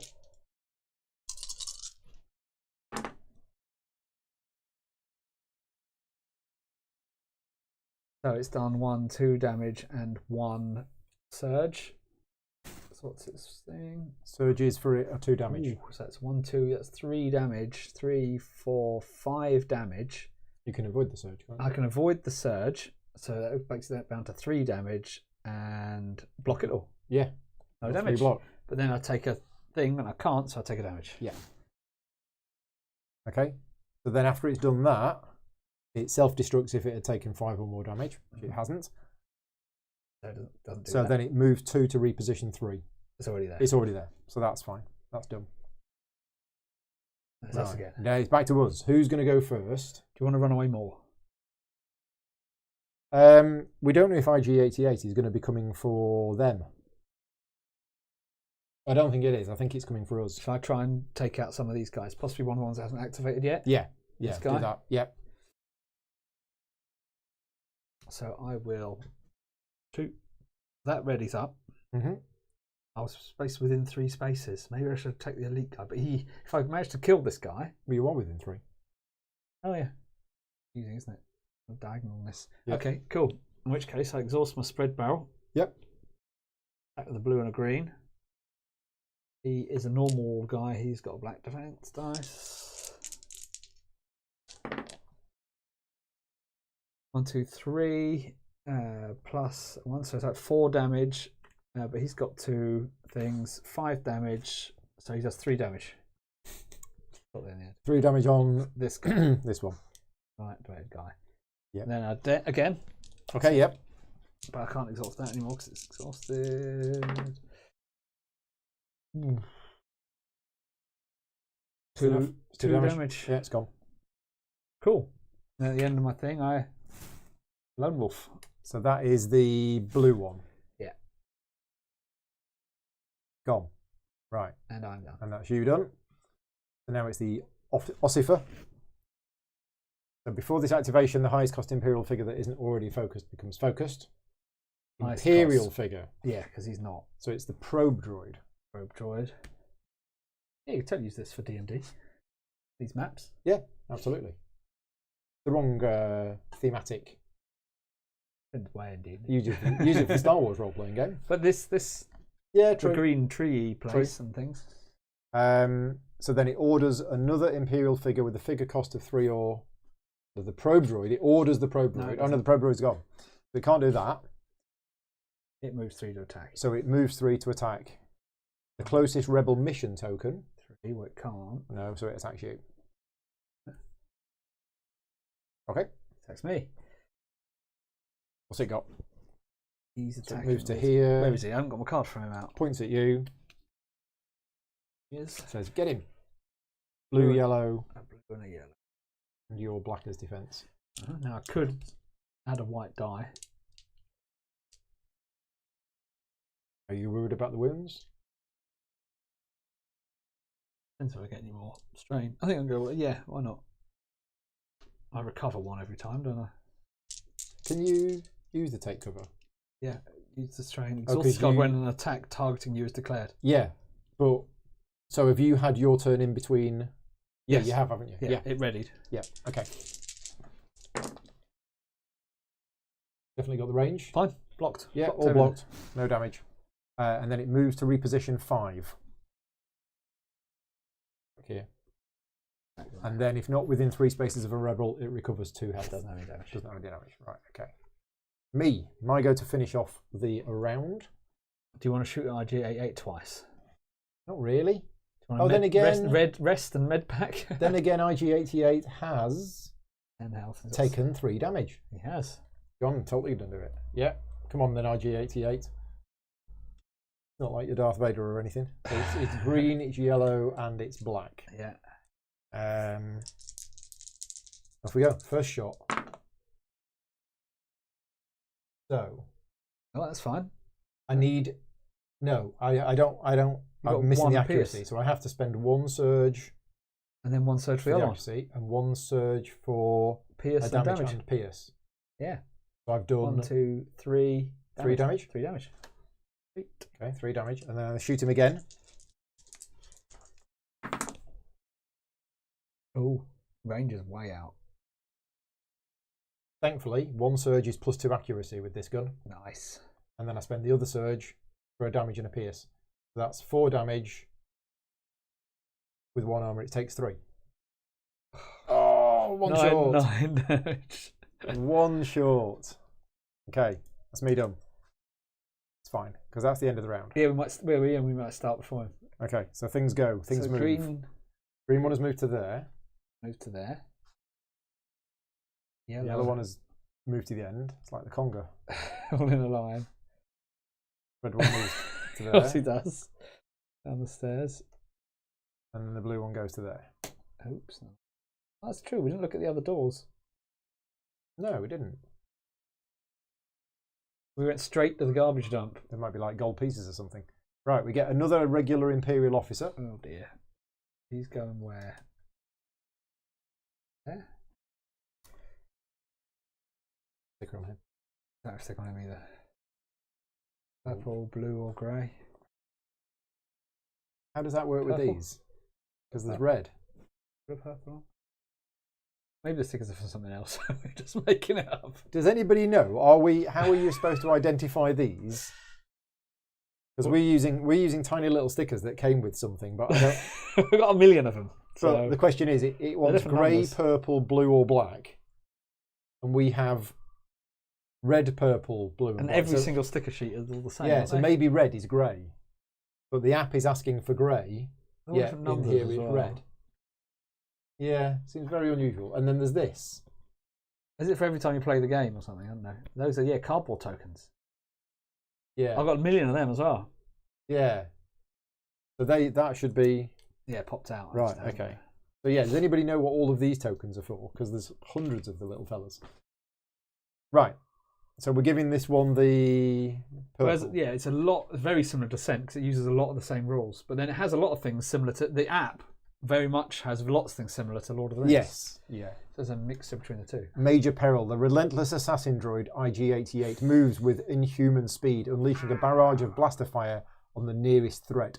IG-88 attacks the closest rebel, me, using 1 green and 1 yellow dice and the following surge priority. Ooh, I'll recover. Oh, So it rolled 3 damage, it recovers 3. and it recovers 3 and does an extra 2 damage. So I take 5 Did damage. you not defend? Oh, I do get a defense, don't I? I take 4 damage. And it healed itself for 3. Mean. Very mean. Very, very mean. Right, round 6. Kill it. Shoot him twice. Yeah, I think I need to go first, don't I? See if you can do it. You need to heal up though as well. I've taken 13 damage out of 22. So, first attack on IG-88. Oh, What's I your didn't range? get that. So I've Your got the range is range. fine. So I can use the surge for pierce and damage. Yeah. So it's 1, 2, 3, 4 damage. Got 2 armor. Yeah. So it takes 2. Takes 2 damage. Okay, I'm going to shoot it 5, again. 6, 7, 8. Oh, what? 3, only one side of that. And I didn't get the range. You didn't get the range or a surge. Oh, that's terrible. Well, you needed 1 damage. I needed a surge to remove that so that I could then quick draw. Yeah, you've done 1 damage, so he's got to 9 again. That's terrible. Right, who's next? It is IG-88. Oh no. And it's doing a blaze of glory. Oh, I see. Someone says use the tokens put on the card to say which the card is associated with. Apparently. Oh, so you put the token on the card To associate what and then you put you've the sticker.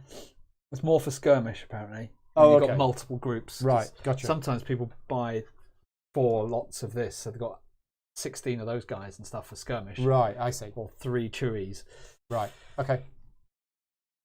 Okay, so it's got a blue and a red, and it's attacking me. Eek.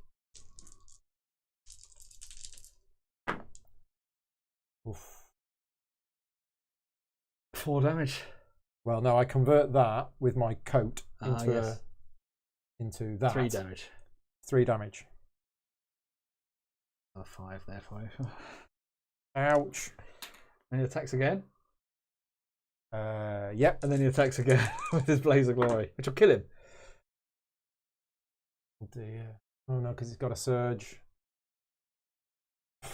1, 2, 3, 1, 2, 3, 4, 5, 6 damage. Block 1, 5 damage. Take 5. That's 21. Oh my god! If it weren't for my combat coat, I'd be gone. But he's got another attack. Oh, well, yeah. What's his range? Enough, isn't it? Yeah. What was his range on the last one?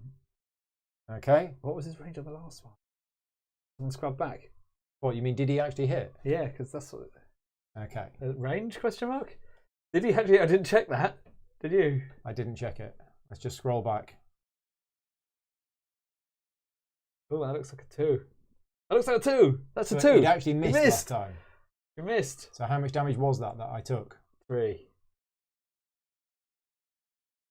So yeah. Thank you. Thank you. So the first attack it missed. But then he's going to do his thing anyway. The second attack hit. And now it's going to do its blaze of glory. So it attacks me again. And it gets +2 accuracy on this. Just attacks to accuracy. Okay, so it's not any extra damage. Not any extra damage on this one. Do the funeral music for IG-88. He's about to kill himself. I dodged. And he died. And he dies. Ah, in your face, IG-88. Lols. Going out a rubbish blaze of glory that was. Yeah. Bon Jovi. It missed, and then I dodged. 12 fame. In a blaze of... With one arm severed, he severed his own arm. IG-88 is so badly damaged that the droid's combat algorithms have determined that the value of the captives is now outweighed by the risk of total system failure. The assassin droid makes a quick escape. Oh, he didn't die. Awesome. Ran away. Right. Your go. Yeah, that was both your activations, wasn't it? Yeah, it is your go. Right. Let's see if I can... Well, I've got unblocked line of sight at the moment. These tokens, these are tokens, not characters. They specifically mentioned that. The tokens block line of sight. I think they do. Line of sight, 16. 2 imaginary non-intersecting lines from one corner of the attacking figure's space to 2 adjacent corners of the target's space. If either of these lines passes through a wall, figure, or blocking terrain, then the figure does not have line of sight. Okay. I'm pretty sure it said that these are tokens, not figures. Didn't it specifically mention that? Yeah, but what counts as a figure and a token? Is there tokens in the... No. There is or figure. It's a good point. It does say figure, but I'm just thinking because you have tokens which you can buy the expansion pack to replace the tokens with figures. True. But therefore, I think... But in this case... Thematically, a token is the same size as a person. These are people, aren't they? These are people. These are people. Okay. So I think for this purpose, a token is the equivalent of a figure. Okay. That's what we're gonna say. In which case, if I'm gonna have to use a movement to move, I might as well not bother and do a rest. Is your first action? It's my first action. These are mid pack because we've got loads of them. Yep. And then spend one of these. Move here. Allow me now to shoot this droid. Yep. Come on, go. He's got the thingy. Mark is asking, can't we shoot diagonally to that figure? Yeah, you could have actually shot this one if you wanted to from where you were. But now I'm a bit better prepped. That really is back up because I want to use that as well when they're attacking me. So I'm going to shoot the droid. A blue and a green. The droid is still on full health, isn't it? It is. They're all three of those guys are full health. Black, but I exhaust that. I get +1 damage.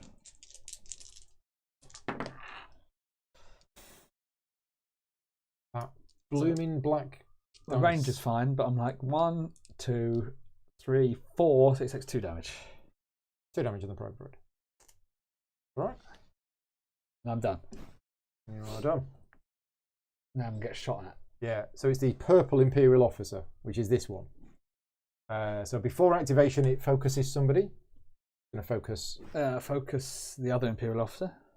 It doesn't have. Oh yeah, it says another Imperial figure. No.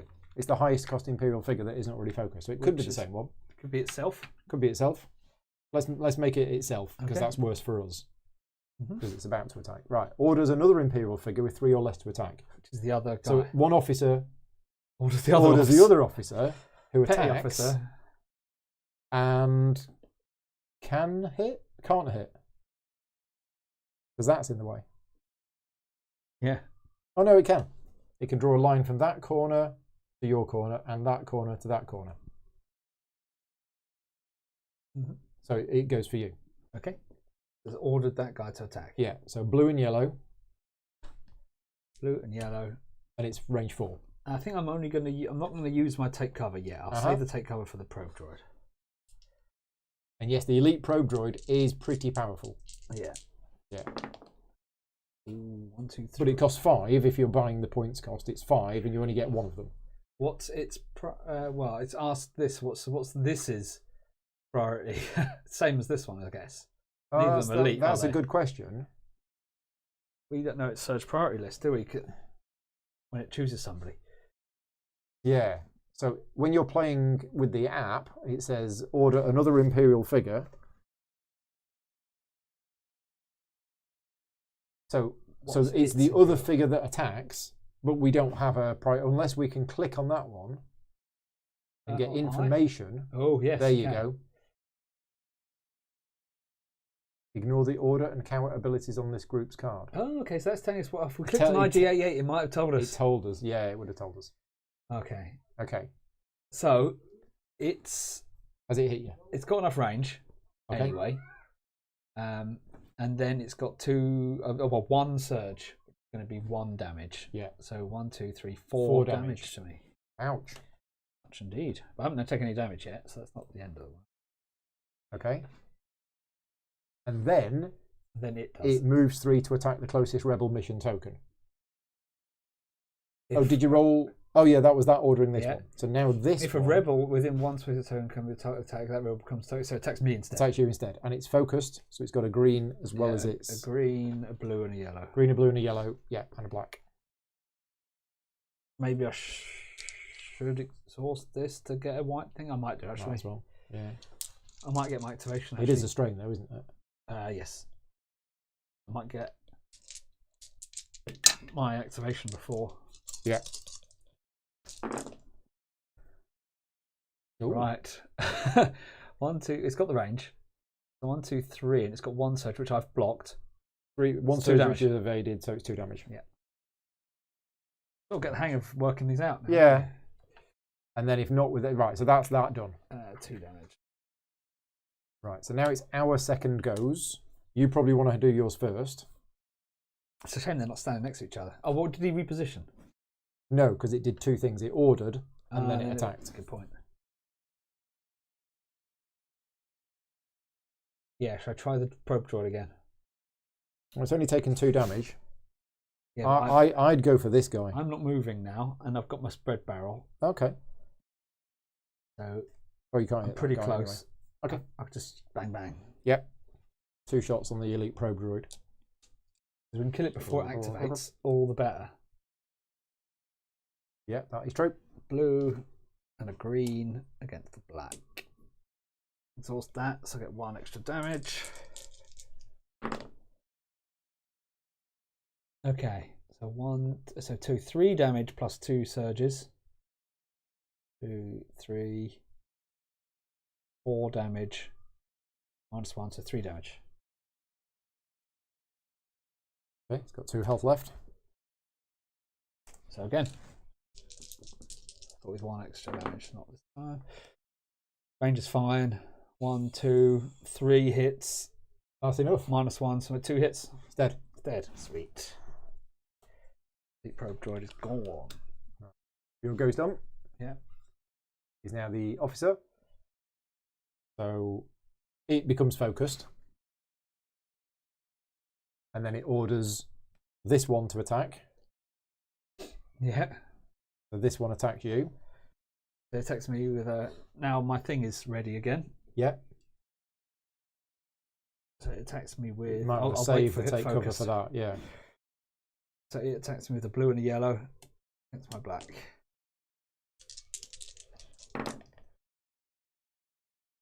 One, 2, and 2 surges. So what's the other one's priority list? It'll be the same as this.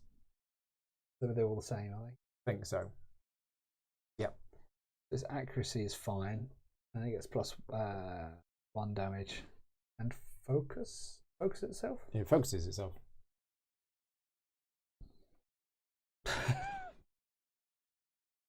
I had some more somewhere. I've been around those 1 point. So 1 damage, 2 damage, 3 damage, -1, so I'll take 2 damage. Okay. And then it attacks. And then it moves 3 to attack the closest rebel mission token.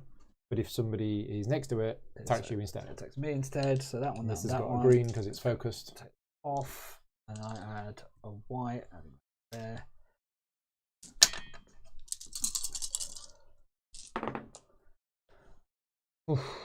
Oh, hello. So its range is fine. It's got 1, 2, 3, 4 damage plus 3 surges.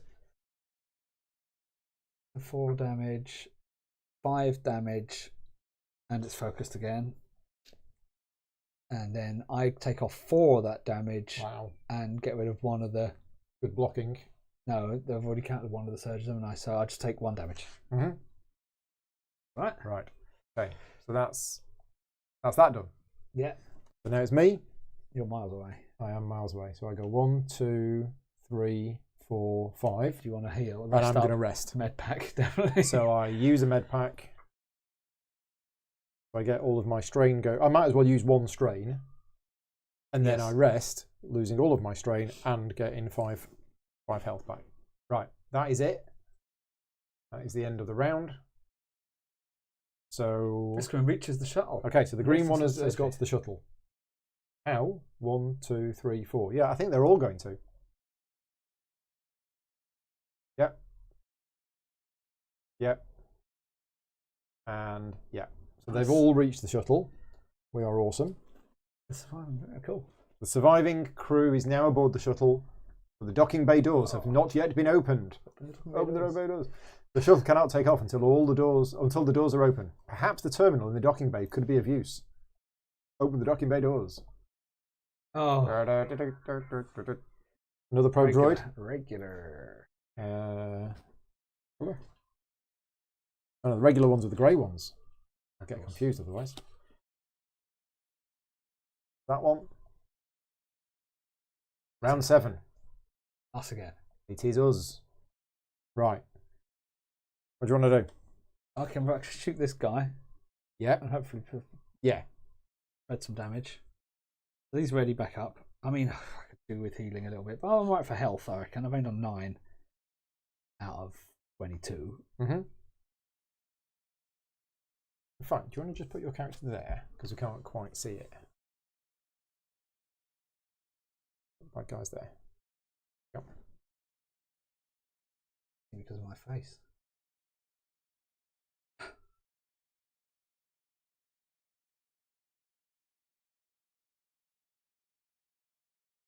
Right, I'm therefore going to attack this guy.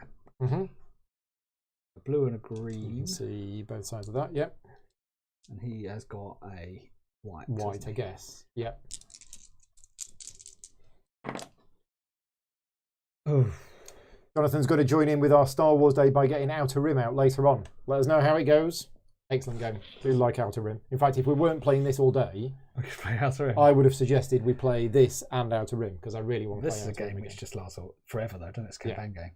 So 1 to 2 damage, plus 2 or 1 surge. So 3 damage. 3 damage kills him. He's got 3 Okay, health, hasn't he? nice. Yep. That was the purple one. That's the first action. Gone. 2 Second failed. action, shoot the other guy. Yep. But I haven't got the spread barrel this time. 1, 2, That's enough. 3 damage. Yeah, he's dead. Sweet. Okay, so your go is done. So it's now the probe droid. The probe droid has gained Pierce 1. It moves to attack the closest healthy rebel. That'd be me. To shoot. It hasn't taken any damage, so it doesn't self-destruct. So yeah. So blue and 2 yellow, and Oh, I got one of this back. your black. So I might as well add another white as well. Is it blue and 2 yellow, is it? Mm-hmm. Oh, yeah. That take cover is actually quite nice. Especially with my lone wolf. Yeah, yeah, yeah. So 1, 2 damage and a surge. Got Pierce 1. So you've recovered 1, but it doesn't do anything, so it's got +1 damage. So it's doing 1, 2, 3 damage. I haven't got my. I remove a surge. Okay. It doesn't have a surge, but it's got 1. It's got 2 damage, but it's got Pierce 1 as its thing. Mm-hmm. So I take 2 damage. 2 damage. Self-destructs, it doesn't. It then moves to reposition 3. So it goes over here. So it's moved to here. And that's it done. So my go. You need to interact with the thing. Open the shop I do, doors, but I'm thinking we should probably get rid of the probe droid first. actually. So I might do a couple of strain, move to here, and then just have 2 shots at it. So I'm at green, yellow, and it's black. 4 range. Yeah, it'll be fine. Yellow in there. He says. Rolling. So, yeah, so that's a miss on range. Yeah. Second shot. That's a miss on range. Useless. Phew, phew, phew, phew. Shooting all over the place. And now we get 2 goes again. Do you I'll- want to go first? I'll kill it You because you kill can it, and I'll open the docking bay You doors. do what you're meant to do. Green and a blue and a black.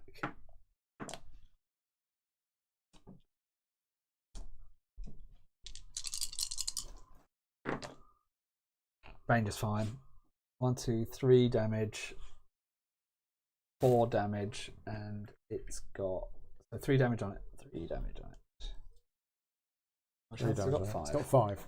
Okay. You gonna have another shot? Yep. Oh. Another damage. This would have readied, wouldn't it? And then I'd used it. 1 damage is all 1, you 2, need. 3 is That's fine. enough. Yeah, and loads of damage. Sweet, he's dead.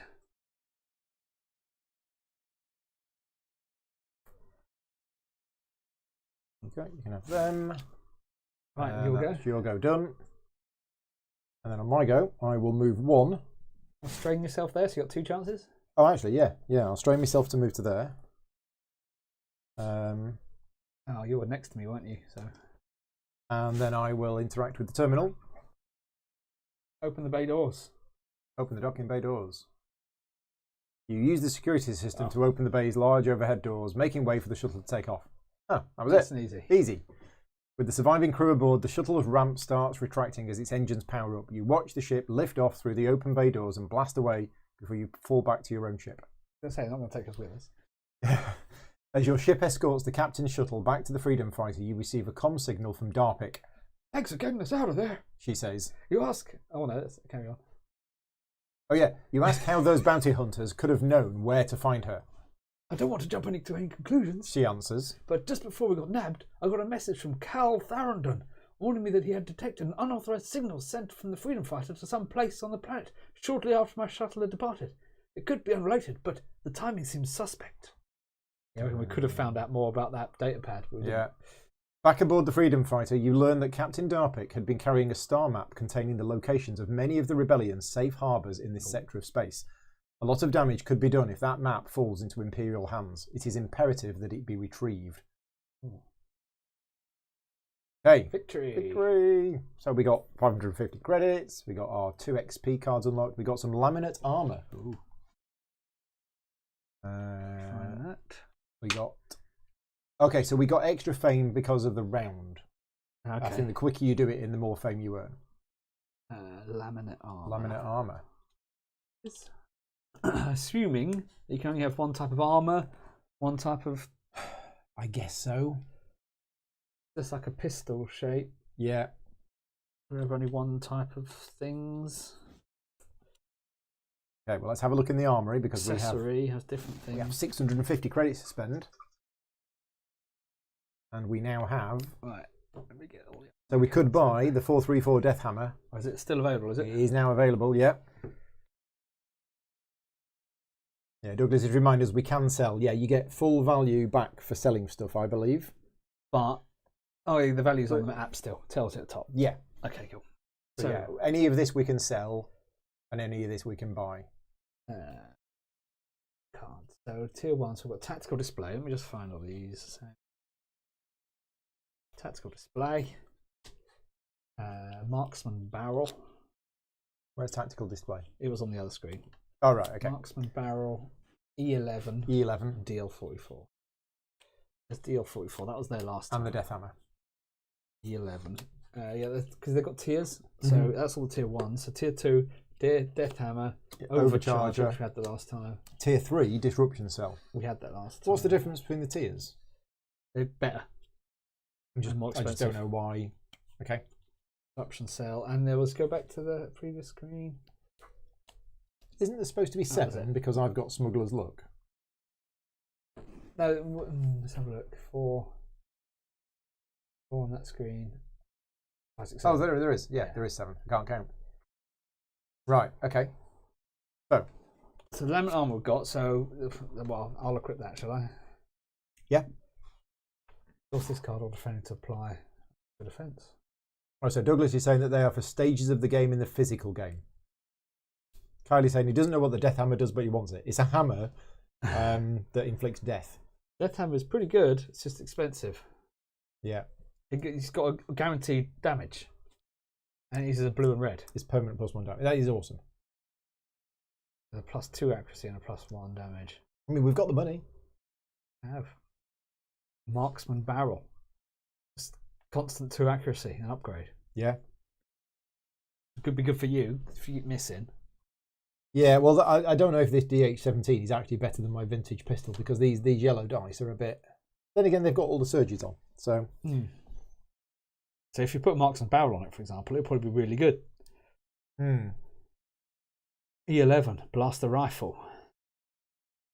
Blue and a green with +2 damage on a surge. It's an upgrade of mine. Look, +2 damage, +2 accuracy instead of +1 damage, +1 accuracy. Yeah.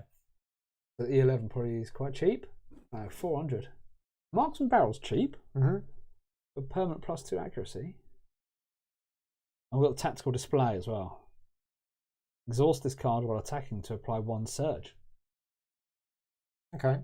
Guaranteed surge on 1/1 attack.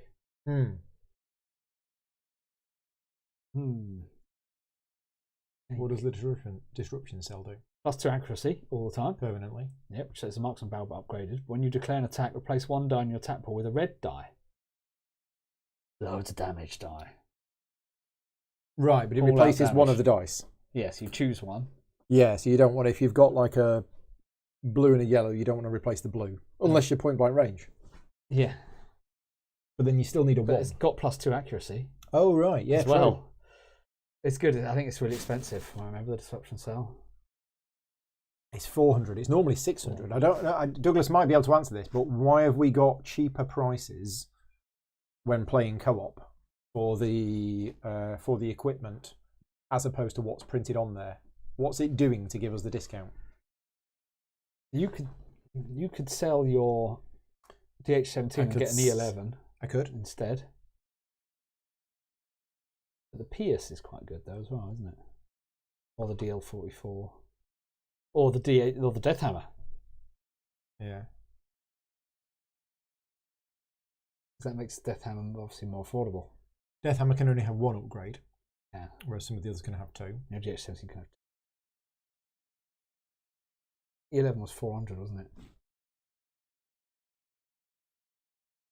Yeah. I was not sure what kind of balance fixes they put in. Okay, yeah, the app changed some of the prices. Okay. So I could get the E11, and you could get the Marksman barrel for 550. Yeah, I mean, the accuracy was my downside in the previous one. So what we're saying, I buy the Marksman barrel, and you buy the... E11. The E11's an upgrade to my current rifle. The 11. Yep.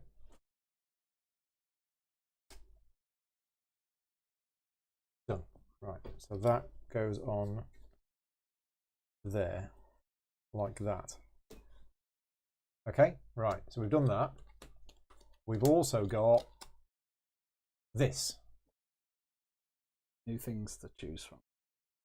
Yeah, so we also get our two XP cards, which we've now got. So I can either choose roll with it or cheap shot. Let's have a look at these. Yeah, things like the cards only got up to 4 XP. Maybe it is only 4 missions. Mm-hmm.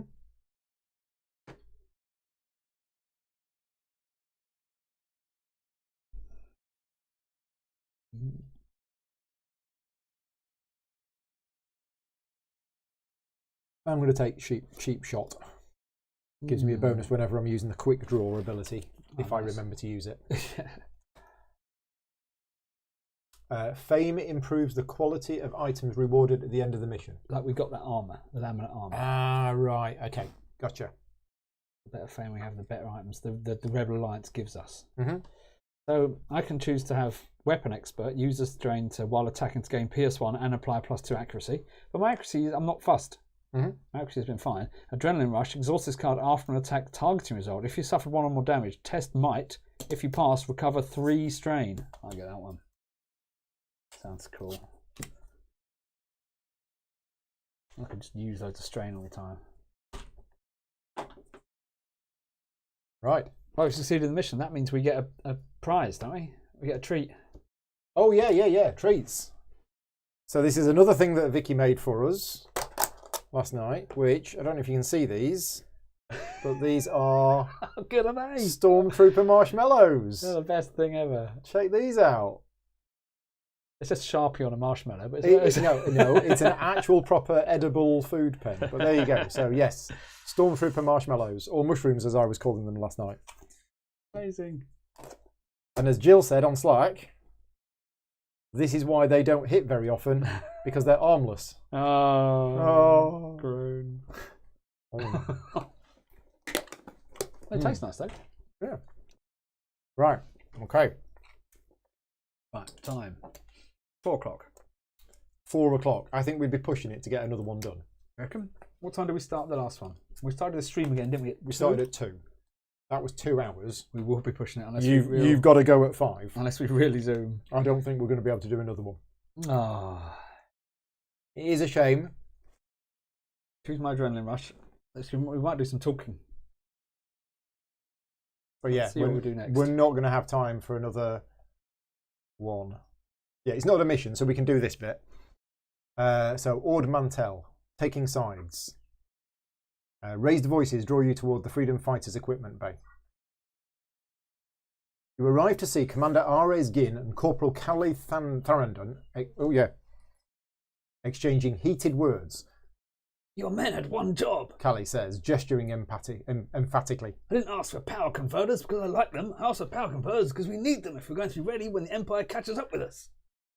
We lost a lot of good people between Skirf and Yavin, Ares says. the commander. The commander's voice is a low growl, but he seems perfectly calm by comparison to the quartermaster. We can't take any risks with the few personnel we have. He's remembered where he's from. Right, which one of these do we want to say? Are we going to side with one of them, or are we going to stay out? Wow, do we think one of them's dodgy? It's annoying because we probably could have found out this info, couldn't we? Possibly. Very possibly. Mm. We need to protect our people. Yeah, we'll say that. You approach, standing alongside Commander Jin. Each hero tests insight. Right, I'm blue and green, Me too. but I can re-roll any number of dice. That's a fail. Oh, and I am that's a so fail. terrible at this. I got one surge. Okay. I got one surge. Okay, so we got 2 surges. You tell Corporal Tharandon that the rebellion's greatest military asset is its people. A life outweighs an X-Wing or a hyperdrive. I will try to get what you need, Ares says, his tone firm as Durasteel. but we take targets of opportunity. It's your job to make the most of what we're able to get.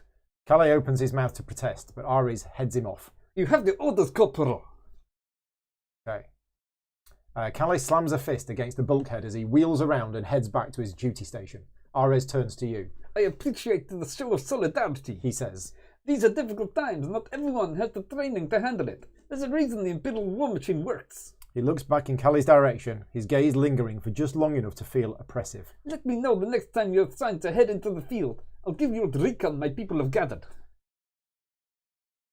We get the Rebel Recon reward card. A reward card. What is that? Now, those are the ones with the thingy symbol on the back. Like the thingies. What was it? Rebel Recon. Rebel Recon. When a hero draws a supply card, he draws one.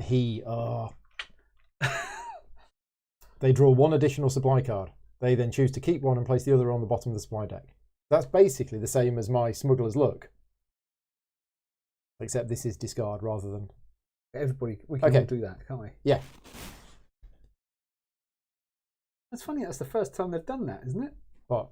They'd used he's and things on stuff. We haven't seen it anywhere else. No, I mean, when this game came out, FFG were in the process of changing... They were already he or she, but a couple of years ago they changed to they. So it's a little bit weird to see a specific gender-neutral thing. We've got choices. We actually have choices now. We have ally encounters and we have missions. So we could do one of these ally encounters. And not a big mission. And Ally counter is when you go get an ally. So they might find Han or Chewie or something like that. So where should we go? I reckon deep space. Or Let's go to near Fondor. Fondor. They might tell us about it first. Oh. Join Luke Skywalker and his X-Wing squadron in a mission to capture Imperial supplies. You get Luke Skywalker. So this is an encounter. What is an encounter going to be? Not sure. Okay, well, we'll do it, but if it ends up being a mission, we won't be able to... Well, it might be a very short mission, maybe. It might. No. So our ally is Luke Skywalker, brackets, hero of the Rebellion. And you earn him. You've been designated Shooting Star 1 for this mission. You drop out of hyperspace in formation with a group of X-Wings and several other light freighters like your own. Half a dozen Imperial Gazanti-class cruisers thrust between nav points along a minor Imperial supply line, with this stretch of space being its most vulnerable point. While many of the Imperial cargo haulers carry bulky external cargo containers, others carry docked ties that waste no time in decoupling from their parent ships and moving to engage. Right, okay. We might have time for this then. Red 9, you're with me. The lead X-Wing pilot orders. You met the leader briefly before the mission, Luke Skywalker. He's one of the youngest fighter pilots you've met in the Rebellion. Form up and take your targets. Luke and his wingmate move to flank your ship as you vector toward the Imperial freighter at the front of the line. Formation of TIE fighters scream towards you. You ready your ship's turrets to return fire. Each hero tests that or that. Well, I'm going to test tech. I'm going to test. I'm apparently good at tech. I'm the same at everything. I'm going to keep that. 3 successes. I'm not going to re-roll. No. Nice. I'm going to keep my 3. I didn't get any more, so. Okay, so 3. Your turrets spit volatile blasts into space. One of the braver TIE pilots pays for his ambition as your laser fire burns through the strut attaching one of the TIE's wings to its ball cockpit. The rest of the craft goes spinning into space. The Imperial freighter's heavy lasers clash against your shields. They're holding for now, but you can't take too many hits like that. Torpedoes! Luke calls. You see several proton torpedoes impact the Imperial freighter's aft section. The glow from its engines fades, and it starts to drift. Get that cargo, Shooting Star 1. We'll cover you. You bring your ship beneath the Imperial freighter. A few carefully placed shots destroy the docking clamps holding the external cargo container to the underside of the cruiser. You line up your own docking clamps to pick up the cargo as more TIEs come round to attack again. Okay, which one should we do? Go on the offensive. Shoot them up. Yeah, go on then. Yeah, because then we can just get the cargo later. You pull away from the drifting container and bring your turrets to bear. Okay, Same again. here we go again. I'm going to re-roll the blue one.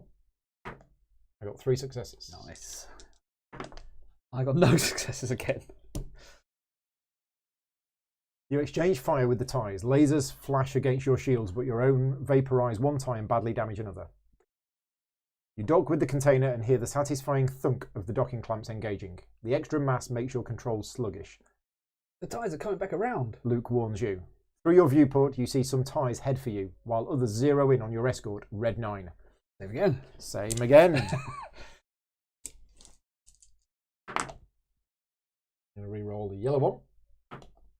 So I got 2. Am I going to get any? None again. The 50% chance. You line up shots on the remaining TIEs. They don't see you coming, letting you easily fire along their flank, your lasers tearing through the solar panels on their wings. Thanks for the assist, Shooting Star 1. Red 9 calls as she tilts her X-wing side to side in thanks.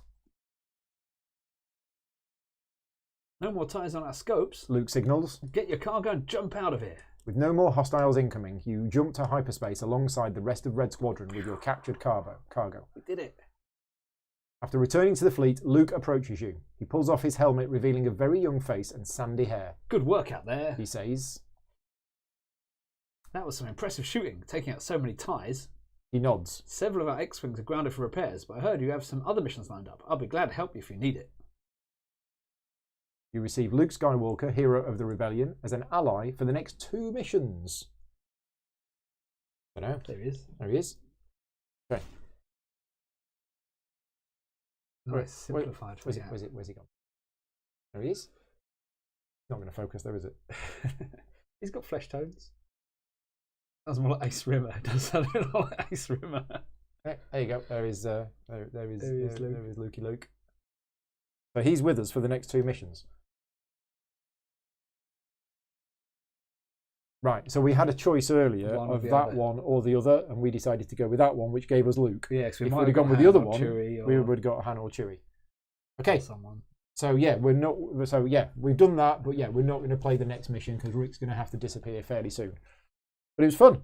Oh, it was good. And I'm glad we actually played rather than just the tutorial, because I think at the end of the tutorial, I was a little bit overwhelmed, and then it kept throwing new stuff in at us. But having now played it more, I think we got more comfortable with it near the end. And it's the kind of game that ramps up in complexity because you start off with very simple stuff. And then as it goes on, you get extra cars and you get extra equipment and you get extra abilities. And everything that you're going to encounter has its own special abilities and works in a different way. I would be keen to know the differences if you were playing this 1 versus many. I assume... Where's the baddie cards? So if this was a 1 versus many game, then on the cards. You would have the probe droid and you would have full control over what it did. Yeah. You move it, do whatever you want. You absolutely do whatever you want, and it has 2 actions, and you do what you want with those 2 actions. I quite like the fact that the app generates sort of AI, because as we were discussing at lunch, and the last time that I played the last time I played Descent 2nd Edition, it was a bit of a problem because the guy who was playing the Overlord, Derek, bless him, played it correctly. He played it to win the game. He played it as the Overlord. The problem with it is they were always buying exactly the same enemies every time, and he was basically ignoring the characters with high armor and just always going for the weakest characters to kill them. And it's kind of like, well, what's the point of having this character tooled up with lots of armor? Because the Overlord, if the Overlord has full control over the bad guys, they won't attack the people with the armor. Exactly. So I'm not sure with this if the Imperial player gets to choose which enemies spawn, or it's a random thing, or it has a score level. So they've got, say, 20 points. They can have an IG-88, but then they can't have much else. Yeah. So I was going to ask Douglas, because Douglas is in the chat and Douglas seems to have played it before. But for anybody else who's played it before, let me know how this works as a one versus many game, because you were reading a forum where somebody said they ran it, they were the one, but they actually ran it to be sort of fair to the players. They didn't exactly. They want to play it as an experience for everybody rather than just beat everybody down. I'm going to try and it's a co-op hit game your character for fun. So there is a force. They're talking about if there's a Jedi, but there is a Jedi you can be. Yeah, one of the starting characters that we could have chosen is a Jedi character. Has some like sort of force powers. Yeah, neither of us got wounded, though I was close at one point. It's interesting that you get an extra 10 health with 2 players. That seems a lot. It does, but then things do a lot of damage. What would it be with 3 players? Would it be 5 and then no health for 4 players? I'm not sure. I'm not sure how it scales. So the question is, do we save this and then possibly in an evening? Absolutely save it, but this will go on the list of things to do. But yeah, I would like to play more. I don't know how many missions there are. That's the next question. We could do a mission or 2 in an evening, couldn't we? Possibly at a push. Maybe or a mission. If we started early, I got 2 for 8. Then yes, we could. But if it took 2 hours for a mission, we'd do a mission and a supplemental thing. But yeah, I definitely like to play more. Can you add in expansion stuff as you go? I think you can. Mid things, just add it to your collection. So for example, we would go to the collection now and we'd say save and quit. Yeah, and literally add everything. So give us an idea of which one we could add in. So you could either add ally packs. Obviously, you need an ally mission to get the ally, like we just did with Luke. Okay. So you go do a mission, get the ally, and then they join you for fighting. Right. The baddies. So these are all ally packs. Villain packs. So which ones of these? You've got all of these. I've got everything. Right. So let's say Boba Fett. Yeah. Let's say between now and the next time you play, next time we play, you paint Boba Fett. Yeah. I could paint a bunch of them, couldn't I? So what that means is we add that in, and and it means at some point Boba Fett might appear in any campaign. Yeah. The bit where it's a random. But the thing is, it depends if it's Imperial or mercenary. Yeah. So it might be worth adding a mixture of an Imperial and mercenary. But what was you saying about the ones where the game comes with a counter, but you've upgraded it with a token? You've upgraded it with a figure. Is that core set I've painted? Yeah, Luke comes with a token. Right. Darth Vader comes. But the thing is, these 2 come with the core set. They literally come with the core set, but also come with a token. Weird. They come as a bonus pack for free. Right. Yeah, doesn't make sense. But these guys, like we've had some tokens for these, didn't we? Oh right, yeah. These 3 of the Whitehead guys. So these actual figures are just tokens. Are tokens in the core set. But if you buy the figure pack, you use the figures instead. You also get a bonus action and some cards and stuff as well. Oh, so it gives you extra bits other than just blink. Well. These 2 guys, we didn't see these. These are Rebel allies as well. Han, Chewie. Yeah. Come as a token. Yeah. And General Weiss. Again, we didn't see an ATST. General Weiss is a. So we didn't see Han or Chewie today. And the Imperial Guard Royal Champion. Got a card in front. Wait till it focuses. Oh, is it focused? I think it's focused. Yeah, it's sort of focused. Yeah, Imperial Champion's quite cool. Very dark. It is very. Yeah, it's because it's spray painted black primer. And the ATST. Oh right, yeah, okay. And the ATST has come out pretty cool. But yeah, the colour of this is awful. And the other ATST, the grey one. In fact, while we're here, since we've got 5 minutes, I'm just going to try and fix something for this camera because the colour is definitely off for this camera. It's still blurry, isn't it? It's still blurry. It's still not. It's not perfect focus. It's really not focusing. Where is its focal point? Well, it should have been the middle. But yeah, it just doesn't seem to want to focus. Yeah, so each of the big boxes is a campaign. Yeah. Each of the little boxes is a campaign as well, like a little mini, a shorter campaign. Okay. And it gives you loads of extra minis and characters, player characters. So there's hundreds and hundreds and hundreds of hours of content here. Yeah. Even to just do them again with a different character, to level it up in different ways, get different gear. I'm just fiddling with the hue to see if colours probably about. I mean, that looks more in focus than this. Or is it just my eyes? It's just because it's smaller. Yeah. Yeah, I'm just trying to get the colour sorted. But yeah, little battle cam is nice, but yeah, it doesn't. How much of the experience Spanish can be played solo? I think everything can be played solo. I think everything. Yeah. With the app. Well, I suppose with this app only has the 2 of the campaigns. Yeah. There's but the you main were saying campaign that and Hoth and somebody Jabba has done as a third party one. Somebody has done a third party one that's got everything in. So yeah, so how big is this first campaign? How many missions is it? Flight of the thing, I don't know, I might Google that. Yeah. Flight of or Douglas might answer. Let's try and find the answer before Douglas tells us the answer.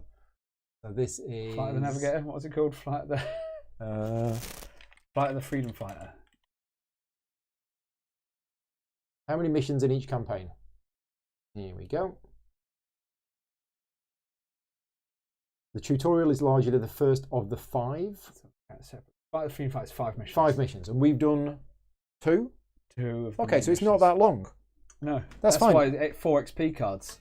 We earned 2 XP cards, and 3 XP, and then 4 XP. Yeah, I mean, I don't mind that, to be honest, because growing up playing D&D, and then playing games like Gloomhaven, where you play it for years and have the same characters forever. Well, yeah, not quite, because you have the personal goals, but you play a character for ages, and then going on to Arkham Horror, where in Arkham Horror, the card game, a particular adventure or whatever is 8 scenarios, and then that's it. That story is over. Those characters retire. Yeah. Now I know some people who come from a role-playing background don't like the fact that that's the end, but I don't mind that, and shorter can sometimes be better. So no, you can get up to the max or the max level you can at that and then point. Finished, and that's finished, and then store it, and then you're done, and then you play another campaign with new characters.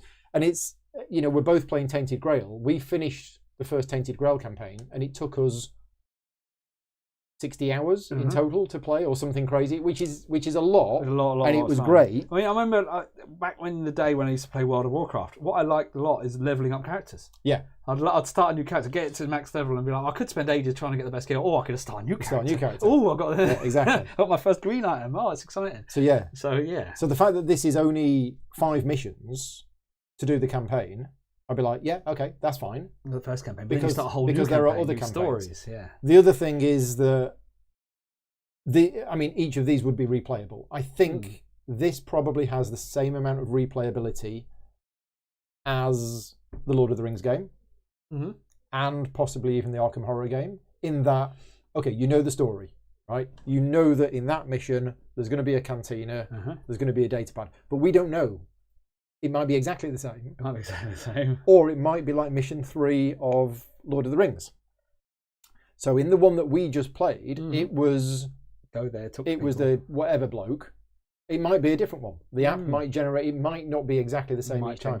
But the choice of characters that you take, and this is what I like about these games, is that you will play a different character and it will feel different. Well, a melee character will be completely different. Completely different. Because you have to run up, get in there, you'll be taking more hits, etc., etc. You'll be right in the middle of it all. And I'm having the same thing right now. On Mondays, I'm playing through the Pathfinder Adventure card game solo, and I'm having a great time with it.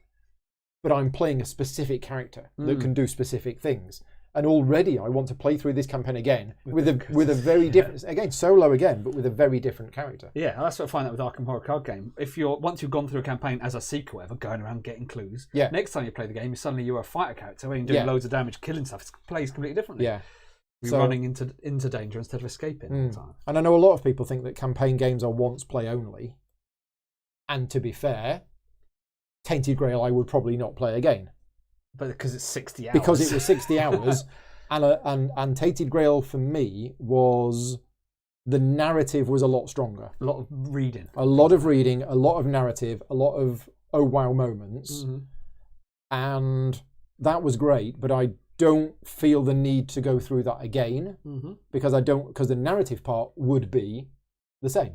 Yeah, I mean, you can make some choices there. This is there's a map and there's combat and there's moving and all that kind of stuff. Tainted Grail doesn't really have that. It's some card combat and things like that. But again, the overall story of this would be the same if you played the same mission, but the actual game would play out very differently. Like Arkham Horror. You've got a map, you can move around, you can do things, depending on things that come out with the encounter deck or everything. That doesn't happen in Tainted Grail at all. It's the same. You can go different paths to things, and there's a bit of branching storyline. Yeah.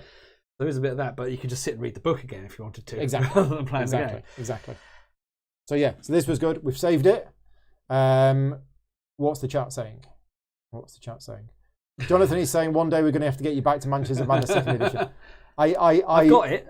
I don't see the point in you me got rid ever of your playing. Copy, I did, but I've got it again. I don't see the point in me ever wanting to play that game again because there are 200 games that I would prefer to play more. So what do you think about this Journeys to Middle-earth then? Has a lot of similarities. Well, this is the thing. So Star Wars and Lord of the Rings are two of my favourite settings. This is a lot more complex, I think. I think this is more complex, but I don't know about a lot more complex. Okay. I mean, certainly when we encountered... A lot more dice rolls, I guess. Yeah, it has dice rather than the cards, but surges playing through the entire of the Lord of the Rings campaign, I found that the maintenance that I had to do on my deck at the end of every round was painful. And I know it was just shuffling your deck together, but playing multi-handed meant that was a drag. And I can see the benefits of the card system rather than the dice system. But the surges and stuff sort of help with that dice system. I like dice with multiple symbols that do different things. Yeah, that really helps this. If it was just win or lose, no, that's annoying. But the fact you can spend the surges to do stuff, you can dodge, you can use the strain abilities and all this kind of stuff. And that comes from Descent. Descent uses the same system for the dice. Mitigate. Certainly when we were playing with...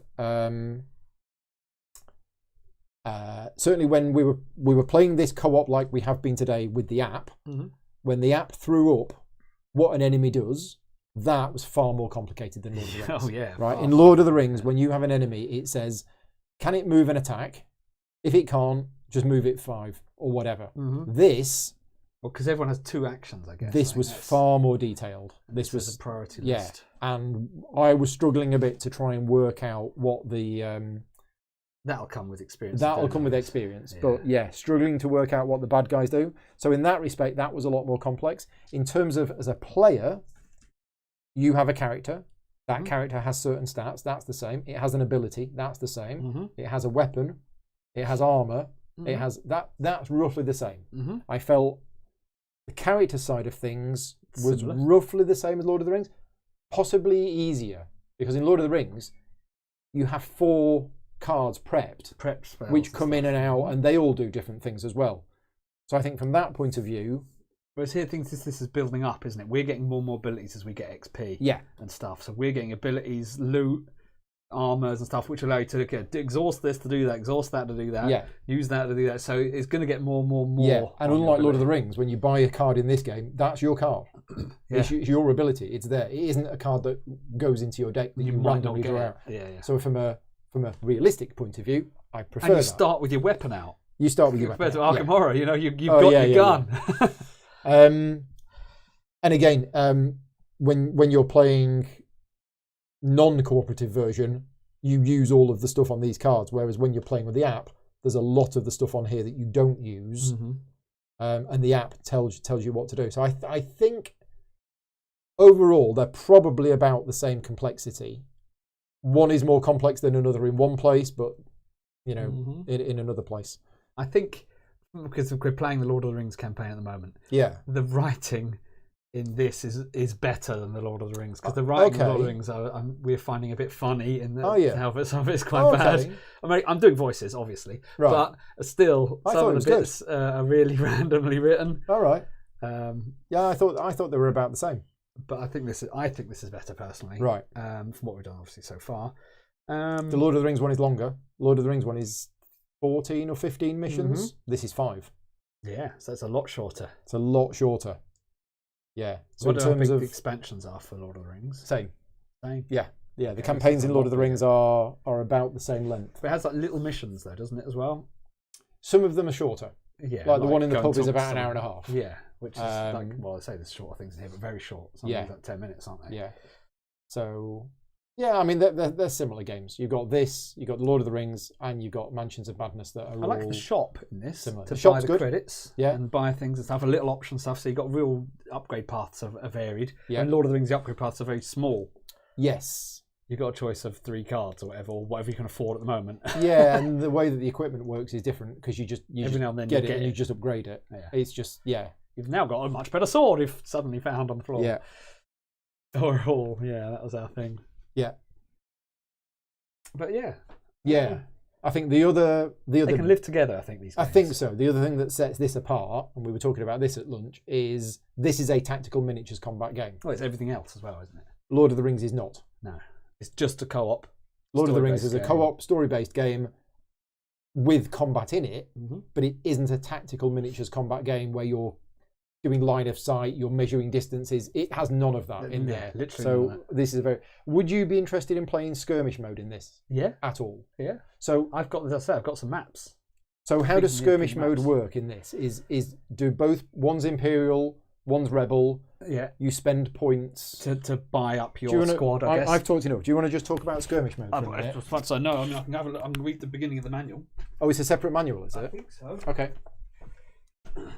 And for those who missed it, I made an Alderaan earlier on yesterday. So this is a cookie which I smashed to pieces. So would you like a piece of Alderaan? Another piece of Alderaan. Yeah, there you go. Oh. It's a smaller book, but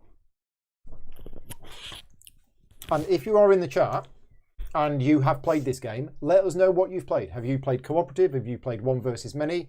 Have you played skirmish?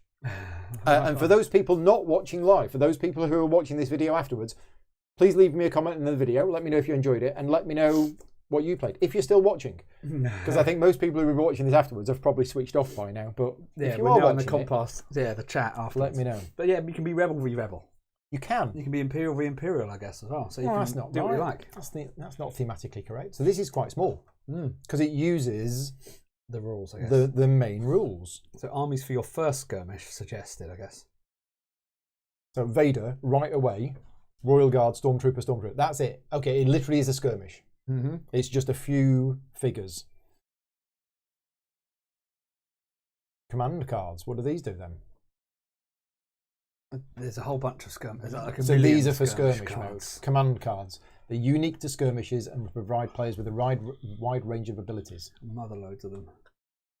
So much that don't fit in the thing anymore because you get a whole bunch of extra ones with. Okay, so the idea of skirmish Characters. mode is that you get 40 victory points. But where's the maps for skirmish mode? You make them, Do you just... or you buy them in neoprene format, which I've got a couple. And have you brought with you? No, but I'm gonna show you these. Okay. Oh, so it comes with the game? Yeah. Right, There's a bunch of these. I've got some neoprene versions as well. So there's a whole bunch of different maps. right, okay. And are the neoprene versions official? Yeah. So FFG made neoprene mats? They did. All right, okay. And they come with some skirmish cards with it and the map. Right, I bought 2 of them because they were like £8 each. I was like, I'll get some of them. okay. So you've only got 3?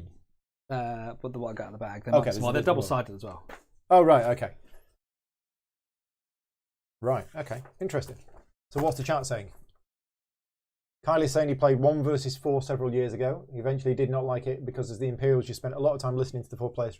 Right, Kyle, it's exactly why I went off playing Descent. And that, for me, was 12 years ago. Yeah. Yeah, I think it was about 12 to 14 years ago. I played Descent and I played the Overlord. And eventually I realised I don't like 1 versus many games because I was the Overlord and I spent at least 50% of the night sitting there and watching the other players plan.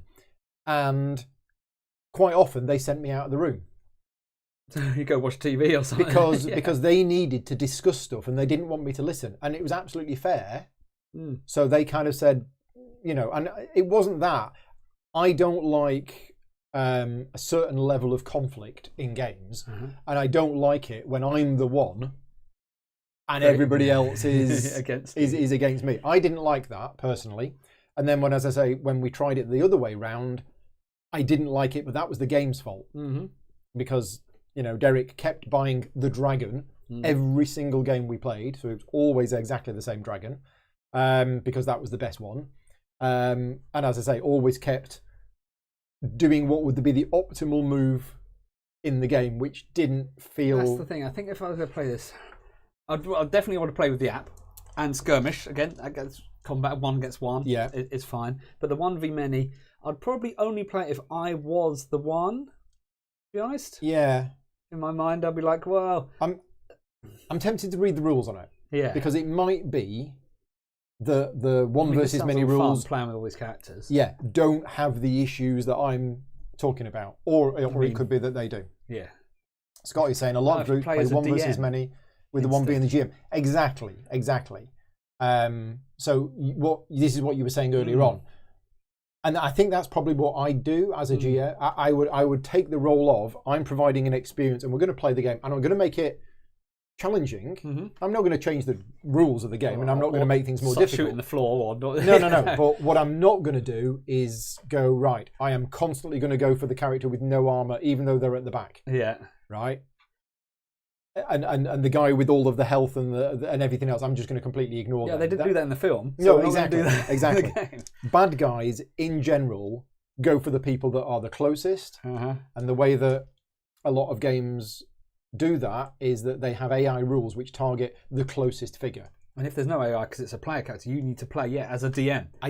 So you're doing it as a game. So you're having fun with the game and you're having fun with the other players, but you're not just wailing on them and killing them. And you can win because the Imperials can win, but you want to make it close. You want to make it get right to the edge and then probably a dice roll or whatever. And I think that kind of situation. That's where the app for this really fixes that problem for me, because the app tells you, right, it's going for the closest one. It's going for either the one that's taken the fewest damage, or the one that's taken the most damage, or it's going for this particular character, or it's going for that, whatever.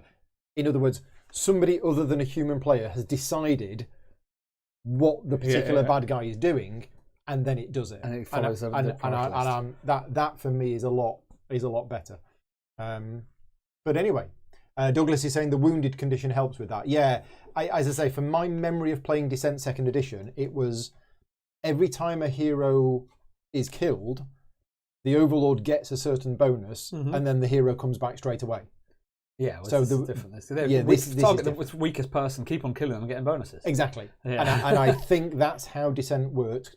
Correct me if I'm wrong, but I think that's how it used to work. So the same character would be killed repeatedly over and over again, and every time they were, and it just felt weird that, you know, the wizard with 4 hit points at the back of the party was the one being attacked by all of the monsters who were ignoring everybody else. It seemed odd. Well, now that we can get apps, I mean, a 1 versus many thing, might as well have an app that does the AI for you, and then you can have it co-op as well. I mean, it makes complete sense. Yeah. Now that games have apps available, obviously 20 years ago or 15 years ago, true. Didn't have that. I know some people don't like apps. They obviously they obviously prefer to have that. So yeah, but having both options, yeah, and then skirmish mode as well as a completely separate thing.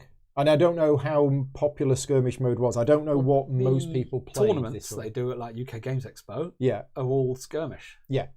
So that's how they do it. So which they think they're doing this year. Are they? On the group, an Imperial Assault skirmish tournament. So they're still doing them. I don't know if it's official. Probably not. No. Right. So what are you going to paint next then? Where's your figures? All the other figures. Passes. Those are the other player characters in there and the Wampus. Okay. So these have all been undercoated. They've all been sprayed roughly. Yeah. Who's this guy? He's again one of the player characters. That's cool.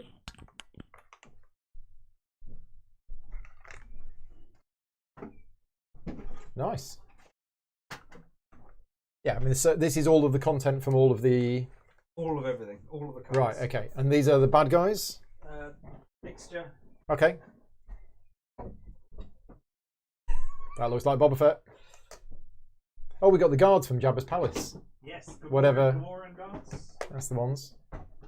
Oh, we got another Boba Fett, a floating Boba Fett. Oh, there's a few of them actually. They're just stormtroopers. Yeah, the flying jetpack stormtroopers. Right. Okay. Nice. And then we have another. Is this another ATST? That's an ATPT. An ATPT. Okay. Yeah, if you've seen the Star Wars Rebels TV show, I saw a little bit of it. I couldn't get into it. Maybe I need to watch it again. It's actually quite good. Does the Rancor not go in there? Not quite. Not quite. No. Maybe just about. But then the others won't fit. Okay. So where do you find the Rancor then? Where do you get the Rancor? At Jabba's palace. Right. Okay. Yeah, he's under the. Got a Bantha. Yeah, Bantha Rider. Is that a bit small compared to a Rancor? I thought a Bantha was quite big. Well, it's got a person riding on it. I think that person is pretty small in compared to True. Stormtrooper. Yeah, well, true. Maybe not. I would have thought this would be a lot bigger. Yeah. Jabba. Yeah, see, Jabba's a lot smaller than I.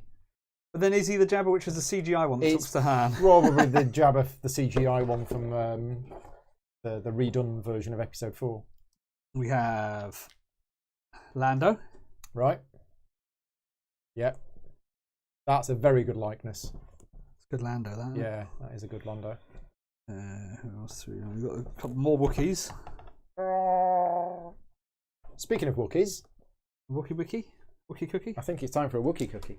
And those little cat things. Remember those little silver crystal cat thingies? No. Where are they from? They're in... Actually, they're in the latest one, aren't they? In the... Crystal cat things? Episode 8. So. 8 was the terrible one, wasn't it? The Last Jedi. Yeah. With all the salt platens and all that. Oh, yeah. Yeah. They sort of look like those cats. If anybody wants a Wookiee cookie, they are welcome to come around. Mark is saying he preferred Clone Wars but really enjoyed Rebels as well. And Bad Batch is off to a good start. Is that another new one? Yeah, the Emperor. Disney Plus the Emperor. Okay. Jonathan says he wants the original fur coat Jabba Mini. Yes. Yeah. Right. Who's off for a nap? Somebody's off for a nap. Probably Kyle, because he's been watching since 4 o'clock. Thank you, Kyle, for joining in. Probably. Much appreciated. Yeah, Brendan, if you want a Wookiee cookie, just pop over. This one doesn't. The whole cast of Rebels as minis. Right. So all of the cast, because they released them all. Right. So okay. I've got them all here. Is Rebels still going then? No, that finished. Right. That's good.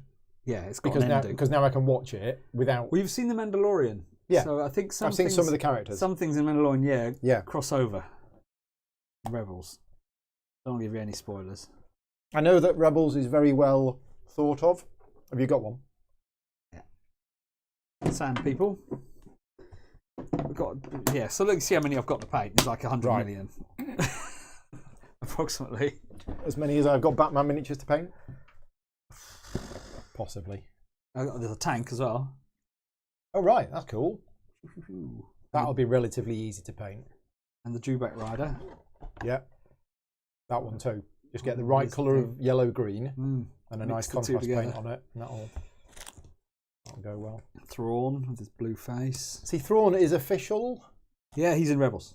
Oh, he's in Rebels, is he? Yeah. Right. I'm glad they brought him into Rebels. So Rebels is set after 6? Yeah. From what I remember. Between 6 and 7?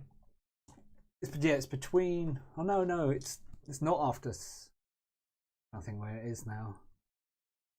Because if you think... No, yeah, if you think what Luke... Well, I don't know, no spoilers, really. Right. What Luke looks like in Mandalorian. Okay. It's before then.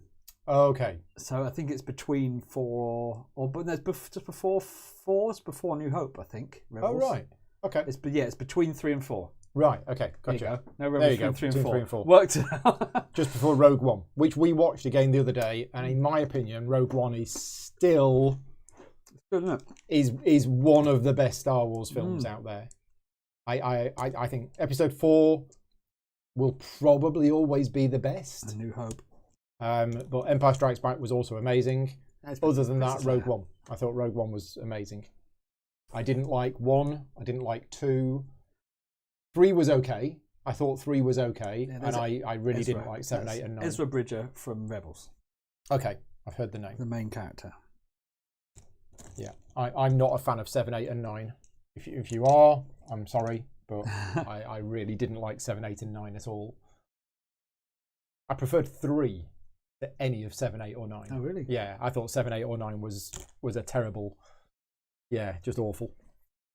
Anyway, on that note, we best pack up because Rick will need to go soon. Yeah, we had loads of stuff. The whole table is covered. The whole table is covered with stuff. I'm not even zoomed out, but yeah, we've made a complete mess of everything. There you go. And he's got his lightsaber as well. And there's still more boxes of stuff down there. Yeah, I've got loads and loads more map tiles. Yeah. A whole 2 boxes of map And then we've tiles. got X-Wing. And then we've got Armada. And then we've got Legion. And Rebellion. Rebellion's going to be really good. It is. And I've played it once. Did I play it once? How many Gungans? No Gungans. I've either played it or I think I've played it. I don't know if I've played Rebellion. But no, Rebellion is supposed to be an amazing game. Yeah, I've got no Gungans. I thought there was a Gungan in there. I've got a fish man, calamari. And I've got the slug dude. The slug dude, yeah. I don't think I've got any Gungans. Oh, what a shame. Yeah, very disappointing. Right, okay. So we are done. Well, let's wrap things up. Thank you very much, Rick, for a day of fun. And this was Star Wars Day. So this was originally planned for Last May the 4th? 380 days ago. We'd originally planned to do this on May the 4th, 2020. But then Rick couldn't be bothered to come round and blame some kind of global pandemic on why he wasn't coming round to play games with me. So, yes, we've had to wait, unfortunately, over a year to do what we'd planned. But I think I can safely say that we will be doing Star Wars Day next year. And hopefully on Star Wars Day. I might have painted them all up by then. Well, we'll either do Imperial Assault or we'll do Outer Rim. Or if either of us decide to get X-Wing. There might be a new Star Wars game out by then. There might be a new Star Wars game. An epic big new one. Imperial Assault 2.0. There might. The 50 might do that. There might not. There might not. We will see. But yeah, thank you very much for watching. And as I mentioned at the start, this is obviously not a sponsored video. Fantasy Flight Games haven't paid me anything to do this. Basically taking the day off work, which has cost both of us money. And it's only made possible thanks to the support of the Patreon campaign. So yeah, huge thank you to all of my Patreon supporters for making today possible. If you do like the content that I create and want to help me make more videos like this, then yeah, please consider supporting me at patreon.com/gaming rules. I will be back tonight with a battle of the designers. I am hosting a 2-player game tonight on the channel if you are interested. David Turtsey and Nigel Buckle are going to be playing each other at Imperium. That's going to be happening in 3 hours' time. I need to put all of this away and get all ready for that. That's happening tonight. Yeah, cool. So yeah, thank you very much for watching. Thank you, Rick, for coming around. No worries. And we'll see you all next time. Cheers, everyone. Bye. Bye.